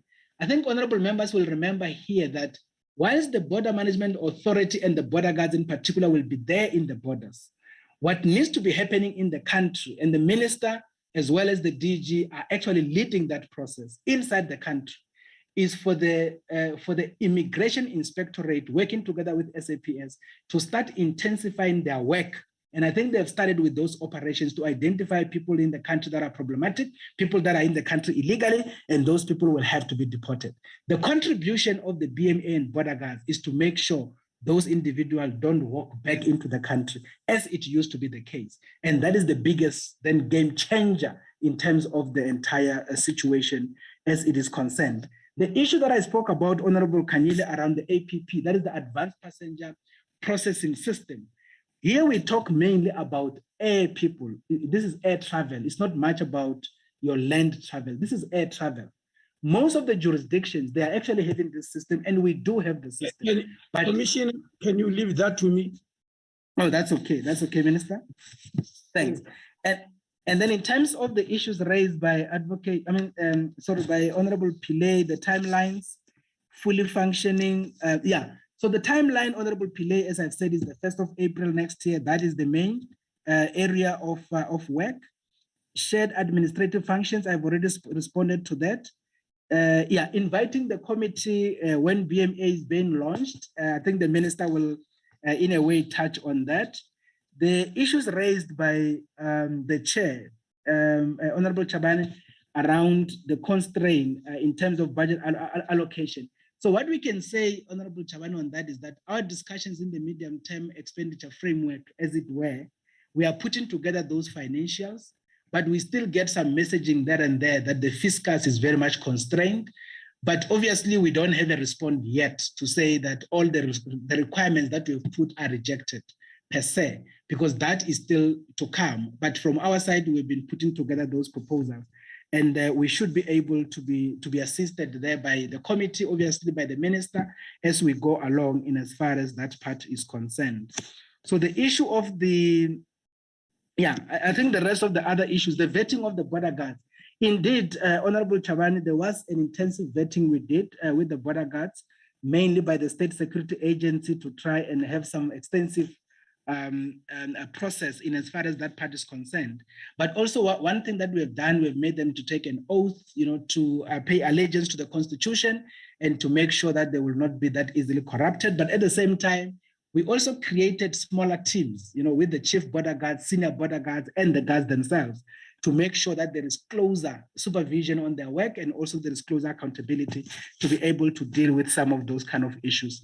And of course, we are still going to be doing some closer audit in terms of their lives and make sure that they are not necessarily to be easily corruptible. The other thing, obviously, once we are in charge of the environment in terms of the infrastructure, we will then be able to do some rotating so that they are not getting used to the environment and create some challenges. The issue of the cadets will be looked, I think the DM will address that. And the last issue, basically that is the essence. Then if Deputy Commissioner Tupana, through you, Chair, can come and reflect on our commitments for the bringing in of the women, the youth, as well as people with disability. Madam Tupana, through you, Chair. Okay, thank you very much. I think you have extensively covered the issues. Deputy Commissioner. Thank you, Chairperson, and good afternoon to honorable members, Chair, yourself, as well as the Minister and Deputy Minister. Just to add a bit, and I think the Commissioner has covered largely the issues. In terms of women, we have still a small number at the moment, particularly because our targeting for this period had been people who had been trained in the sector, who had firearm, competency, who had largely been trained in the security sector. And that is why we found fewer women, given, just how they go into the sectors in the country at the moment. Our statistics are such that only 18% are women, meaning 36 out of the 200. But out of this, in the leadership, women are even more because there are 31% women in the leadership, one being a chief and two being the seniors. Over and above that, we're looking to deliberately increasing the numbers in our future recruitments. That is both women and the youth, because at that time we will be recruiting younger people, just a prerequisite really being you're a South African citizen and you have matric, and the rest of the training we will provide extensive training of a minimum of 6 months, extensively to 9 months, where they will be taken through intensive training before they are deployed. And we will have time, and we're already entering into agreements with other organizations, departments in the sector who have training institutions who already have programs, and we are looking to upscaling our programs so that we are able to deliberately attract the youth, attract the women, and make sure that we balance our figures targeting these people in particular. I think that is all I can add in terms of this group. But lastly, Chair, with regards to the disabled people as well, members will appreciate that our recent deployment had been for the borderline border guards, the border guards who are meant to be working, whose work will extend into the bushes, into the vulnerable segments. And that is an area where the disabled people may not be strategically deployed for their sake as well, but as we will be integrating and bringing in more people to add to the already stifled, we're having shortfalls in the ports of entry, as we had already audited the entourage that will be coming from the integration. As we increase the numbers, we will be surely looking at bringing in more disabled people, because they are within the port of entry environment. There are areas where such people can be meaningfully and gainfully employed. Thank you, Chair. That's all I can add. Yeah, thanks. I think in the context of the people living with disability, we understand that context. We're raising within the overall structure of the BMA in terms of the youth, women, and people living with disability. I'm sure that is our attitude towards. We understand that they may not be deployed in the area you have highlighted, but we're raising it in a context of the overall structure. But I think we're noting the responses. Is there any Deputy Commissioner want to respond before I invite the DM and the Minister? Thank you so much, Thank you, Chair, Honorable Chair, and the Minister and other honorable members present. I think the two commissioners have extensively articulated most of the issues that were asked by the honorable members. I'll just touch on one or two. Honorable Roos mentioned the issue of the integrated plan in the maritime environment. Is that what are the force multipliers are we putting in place in those areas? Chair, in that environment, we are using the multi-agency approach, whereby we are looking at the issue of operational pakisa. So our members or our involvement, we're dealing with that issue with regards to that. Our Border Management Operational Committee, which is chaired by us and the National Border Management Center, the NPMCC, monitors those plans, and from the ground, whenever there's an operation that has been planned, it is being sent to us, and we then look at that. The next point that I wanted to comment on, although it was commented already, the issue of budget, also by Honorable Roos, is that the rationale for the establishment of the BMA was that the budget that is with the government departments or agencies that has got to do with border control is the one that is going to be transferred into the BMA in order for the BMA to be able to do their function. However, there are constraints there. I'm talking to this point because even Chair, you raised the same issue, whether is there any evident constraint with regards to that. Chair, the macro organization of government, the NMOC, is trying to deal with that issue. And 2 weeks back, Treasury called us with all the other security committee or structures, where we were presenting the budgets and presenting all the constraints. And they also gave us some orders to go and do in order to ensure that we don't have a problem with regards to those issues. So we are really following on that. The other question was from Honorable Kanyile on the issue that which people are we stopping at those areas? Are we able to read passport or whatever? Honorable Kanyile, what we're doing there at the vulnerable segments, we have deployed the border guards.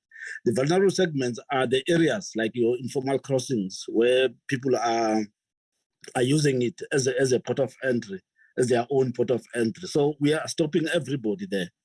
The border guards are making sure that nobody comes in those vulnerable segments, but then they are being directed to the formal ports of entries where they're supposed to go through. Honorable Pillay also asked about the duplication of shared services. I think the Commissioner during his presentation has mentioned the issue of the SLA that has been signed between the BMA and the DG of Home Affairs with regards to all those issues. With regard, the last one, Chairperson, you raised it, whether the border guards themselves, are we not going to find them being involved in corruption in the near future? What we have done, Chair, is that during the onboarding process, we took them through the awareness programs. And also we took them through on issues that they will encounter, because the environment sometimes is the one that challenges our people, then they find themselves involved in corruption activities. So what we did on the onboarding, we then took them through examples of how are they going to be challenged with regards to those issues? And in our plan also, just to point out that in future, we are planning to embark with the National School of Government, because they've got a program on anti-corruption initiative where we will engage them in order that we can go to each and every segment and take them through on those awareness programs.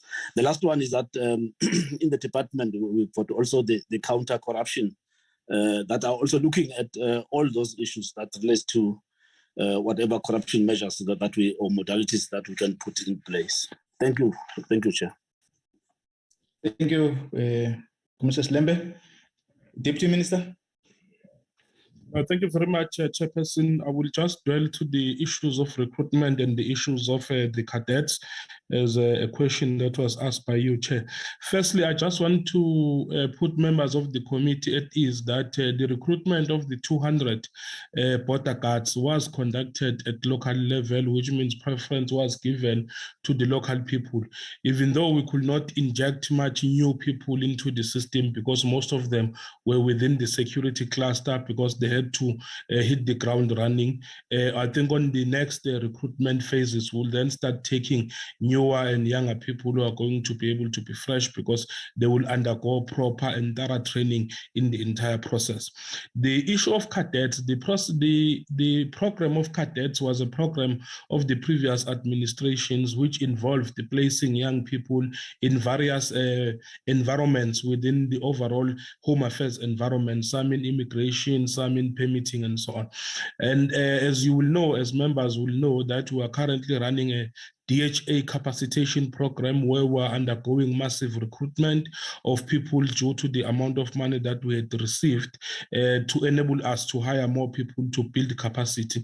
Some of these cadets have already been hired through that particular process, and we're anticipating that more will be hired because in the main, they have the necessary skills, they have the necessary experience, they have the necessary qualifications, and we have taken them through a process and we invested in that particular process. So it will not be good for us to then let go of those people that we have invested in, and we're happy that most of them have been incorporated, and we will be incorporating more in the span of our capacitization program. And we hope that they will continue to contribute. So they are not just only going to be placed in terms of the BMA, but in the entire Home Affairs environment with our currently running capacitation program. Thank you very much.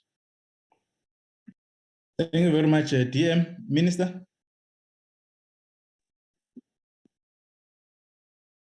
Thank you. Thank you very much, Chairperson. Chairperson, I know that when we meet members, especially about BMA, there are questions that frequently come and they are repeated. I'm not sure whether we don't explain them thoroughly or what could be going on.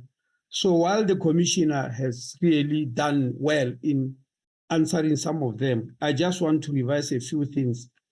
Honorable Dido, on the issue of SARS and the Border Management Authority, remember that SARS is doing customs work.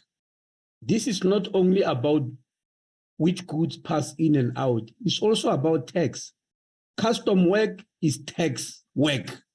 That money that SARS accumulate every year in order to send it to the fixed cost to run the country comes from many sources.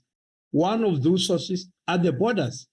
So you can't have that under the Border Management Authority because the Border Management Authority is not a tax authority. So the collection of taxes of how much goods must be, tax must be levied for particular goods will solely be done by SARS. But what will the Border Management Authority do? To decide which goods must go in and out. Just to give you an example, if you go to Kopfontein border post, something that embarrasses me all the time, on the side of Botswana, they've got a huge drive-through X-ray. Every truck that is carrying goods drive through that X-ray machine, and they can be able to see what is inside there. If there is something that is undesirable, they will definitely stop it. So we are intending that our border guards will have that Many of you might remember an embarrassing picture which was seen at Libombo border post on social media, where a truck was going past carrying brooms, lot of brooms, but somebody suspected something, and when they checked below the brooms, there was a car there being stolen into Mozambique. That will be done by the border guards, but if that car legitimately has to cross to Mozambique, as to what levies must be paid for such a car, that will be done by SARS. Now, same as the relationship with SNDF, I realize that it comes many times. Maybe I'll give you a practical example. Long before the Border Management Authority came into being, members of the public will see somebody having cut a fence, going through that fence illegally into South Africa. Many of them take photos and then send them to us. I will immediately contact the chief of the defense force and tell him that people are crossing illegally into South Africa. I must stay here today. That will be very reluctant to act because they say they don't regard people who are coming here illegally as the enemy. Their job is to fight the enemy. So that is the job which will be done by a border guard. That is what is called border law enforcement. The SNDF said we are here to protect the country, not to stop somebody who sneaks in to buy a loaf of bread and sneaks out again. That will be done by the border guards, and the SNDF will keep their job of protecting the country. On the issue of the Navy and Maritime, I just want to add, because it has already been answered twice. Chairperson, to fight people at the, in the maritime environment, you need a lot of equipment. People come with ships, literally to steal our fish and all that.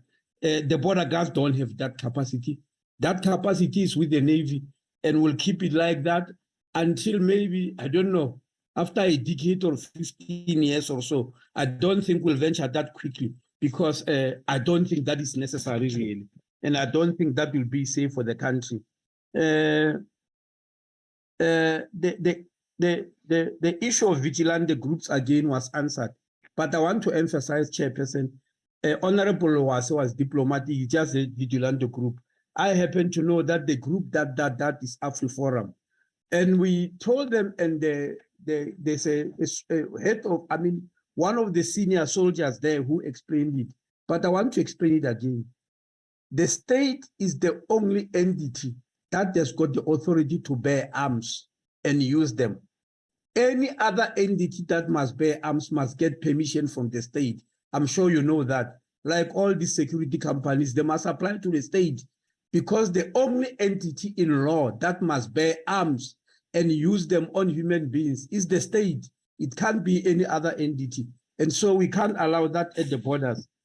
The issue of infrastructure. Chairperson, yes, this is a big problem. And I remember when you went to Libombo, how angry were you with Home Affairs when you found toilets not being maintained, not working, dirty, and all that.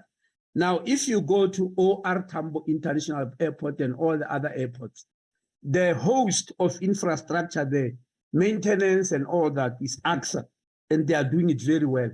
If you go to our seaport, it's Transnet Port Authority, and they are doing very well. But if you go to our land ports, it's the Department of Public Works and Infrastructure, and we have got problems, and you saw them yourself, or the border being closed because they forgot to renew the contract of the person who must maintain the water pipes and all that. So all that work is going to be taken over by the BMA. The BMA is going to be its own master.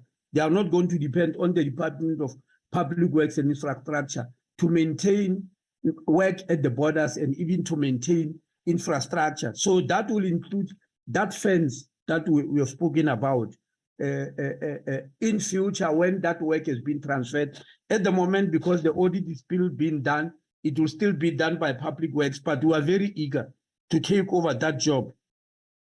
Now, the issue of APP, I asked the commissioner to leave it to me, Honorable Kanile.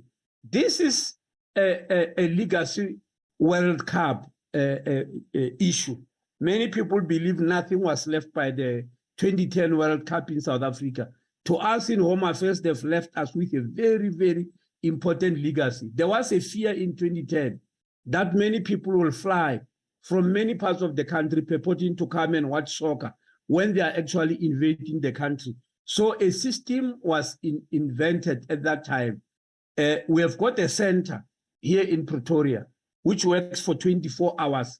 It is doing what is called an APP, Advanced Passenger Plan. Any plane that departs from any part of the world, not only on the continent, any part of the world, that plane cannot depart and land in South Africa before the pilot sent us what is called a passenger manifest. A passenger manifest is a list of all the passengers who are that plane bound to South Africa. Then that center will determine among the passengers if there is any one of them who's undesirable, if there's any one of them who South Africa doesn't want, and they will tell that plane that no, you can't live with that person. The plane will have to offload that person before it departs. If the plane, on the other hand, decide to defy and bring that passenger, and it happens quite often, I must tell you, when they arrive here and we catch that passenger, that that plane is going to be charged 15,000 rand every passenger who they are bringing here illegally against our accused of only stopping black people who come into South Africa, but people from other continents were not chasing them. It's because it's very difficult for them to come. It's difficult to come from Europe into South Africa illegally because you'll be flying, we'll catch you right inside the flight via the passenger manifest using the APP. So you won't take chances. So the only people who will take chances to come here illegally across our porous borders are those who are walking. But those who have to fly, it won't work because of this World Cup program that we are having, the legacy World Cup problem. Now, the last issue, Honorable Chairperson, which you mentioned about youth, disability and all that, while it was answered, I just also want to add, there's no border guard who's more than 35 years. So every border guard is youth. The 200 and the next that will be taken are less than 35 years. And then we are aware that for the whole Department of Home Affairs graduates, we said 60% of them are going to be women, and we are going to stick to that. Thank you very much. Very much, Minister, and your team for commenting on the responses of that presented by our members, and thanks for the presentations. I must indicate that it's necessary for us as members to raise or to repeat questions that were raised in the previous committee meeting when you appear before this committee.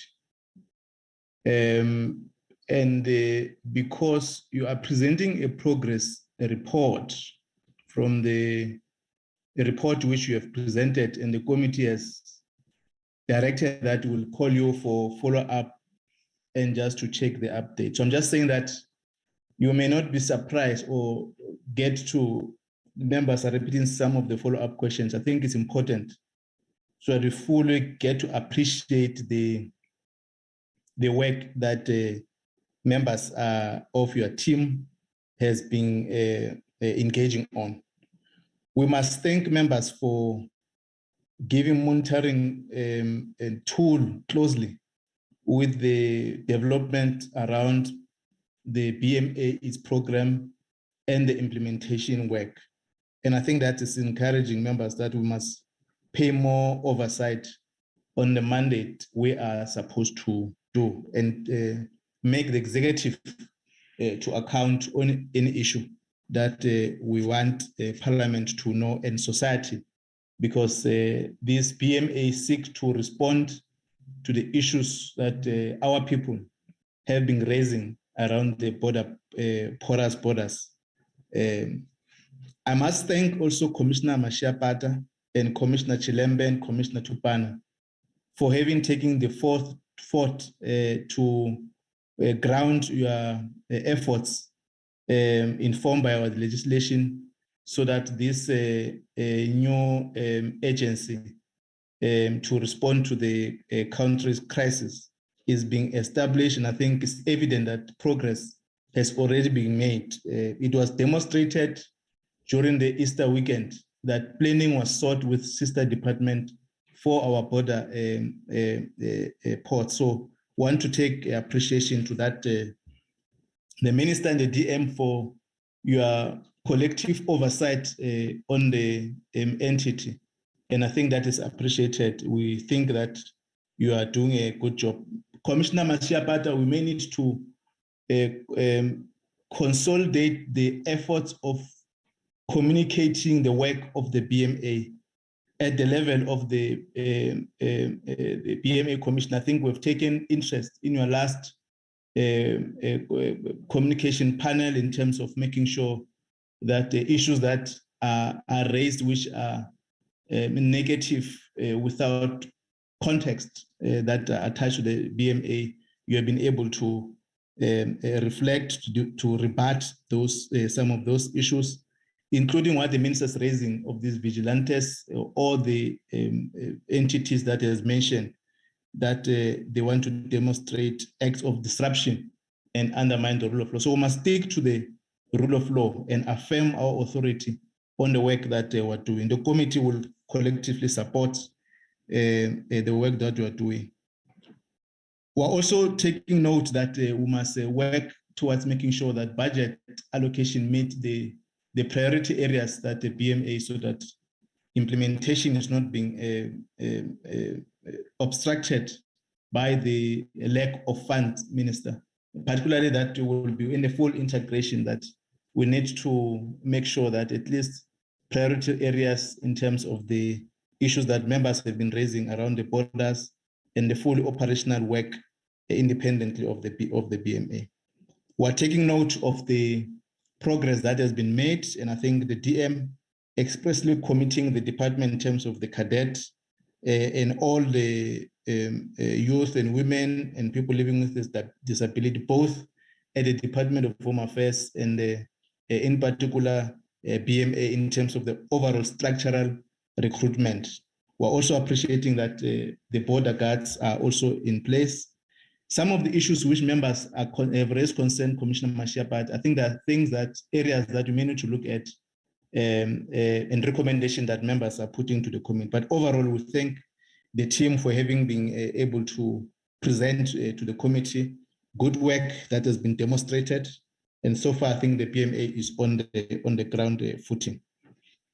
We'll then the last item that we're supposed to deal with, I'm advised that we can shift it to a next meeting. We're supposed to adopt the minutes because of the time allocated. We may need to consider to deal with it in the next portfolio committee meeting. Can I get that understanding, Mr. Matonzi? If there's any other matter except that one, so that we are clarified from this. We've dealt with the Electoral Amendment Bill, BMA, and there was the last item that's supposed to deal with. Mr. Matonzi? Yes, Chairperson. Yeah, we can move the minutes to the next meeting, but there was one other matter after this one, was the report that Adam prepared. It's a short report on the salaries of IEC Commission that we needed to. So recall, I also sent an ATC where it was referred to us. Okay, can I get a sense that both the report, we can deal with them in the next meeting? Members go through and then we adopt in the next meeting. Can I get a sense from members?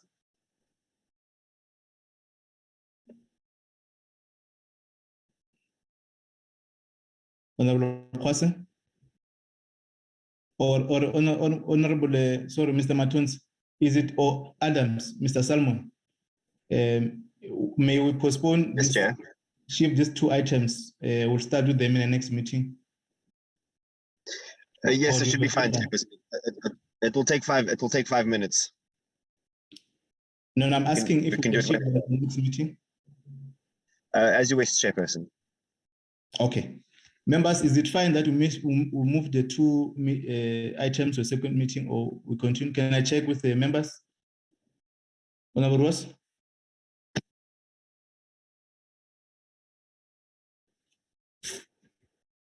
I will still have Honorable Ross. Chairperson, I was saying if possible, we can deal with the remaining items with the one of the adoption on Thursday. That's the suggestion. Okay. Chair, before you go on, are we excused, Chair? No, wait, Minister. Honorable Ross? Honorable Kanyile? Honorable Mulekwa? Hi, Chairperson. Thank you. I saw the report on salaries, the increment on the SARS, IEC, I'm sorry for that. IEC commissioners is a very short report. I wanted to suggest that let us finalize it now, and then the adoption of the minutes, we can do it on Thursday. Thank you. Okay. No, it's fine. Minister, you and the team, if you were done with the item, and the Commissioner Masia Pata, on Sunday, we're going to support the Honorable Ross, the Minister. I'm sure that you'll pay more attention to the Comrade Marathon. So we're going to call him Comrade Ross on Sunday, just for noting. Okay, thanks a lot. That's great. Yes, I think there's an agreement that we must proceed with this last item. You can be released, Commissioner Mashiapat, the Minister of DM, but if you want to remain, you can remain. Mr. Adams, can you proceed? Thank you, Chairperson. Just to indicate, we can just go to the final paragraph, which is a summary of the entire report, just to save members on their time. We give the full details of where we got the report from and when it was tabled and what the legislative framework is from the President. And then our closing recommendation, which the members can then kind of adopt and second, is the following. The committee, having deliberated, concurred with the President's determination on the remuneration adjustment of IEC commissioners, that a retrospective salary increase of 3% be implemented for the chairperson and other full-time commissioners, given their salary level for the 2021-22 financial year. This equates to a total remuneration of 2.498 million for the chairperson of the IEC and 2.175 million for the full-time commissioners. For the part-time commissioner, salary increases will be as per that approved by the Portfolio Committee on Justice and Constitutional Development on 7 June, on the President's recommendation of a 3% increase to the salaries of constitutional court judges and judges of other courts. The committee recommends that the National Assembly approve the notice determining the remuneration of the commissioners of the Electoral Commission of South Africa. And then we just need a mover and a seconder, Chairperson. That's a report for consideration, referred to the committee. Can I establish hands for mover for adoption? Honorable Okwase?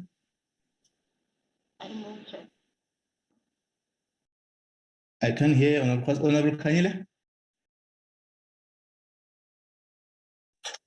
Chairperson, I second the mover. Thank you so much. Oh, there was a move. Okay. Yes, we heard him, Mr. Lachwase. It was soft, but we heard it, Chairperson. Okay. Honorable Lachwase has moved and Honorable Kanyile has seconded. Contrary to any? Thanks, Chair. Honorable Tito, yes. Can you note the abstention? We are abstaining. Thank you, Chair. Noted. Honorable Tito is abstaining. Any other? Okay. We have considered the report. The committee has considered the report as referred by the National Assembly to the committee, the Speaker to the committee. Is there any other matter, Mr. Matonsi? No, Chairperson, no other matter. Okay. Thanks very much, members. There's been a long committee work. Thanks very much for having participated on the proceeding of the committee on both the issues. We'll read the minutes in the next meeting. We'll start with those minutes, adopt, and then we'll get into the other issues. On Thursday, Mr. Matonsi will communicate formally, now that we've taken a decision to meet at 1 o'clock for consideration of the A list, then we'll be proceeding to other work of the committee. Our meeting in announcement, Mr. Matonsi? No, there's no announcement. Thank you, members, and our meeting. Good luck, Rose.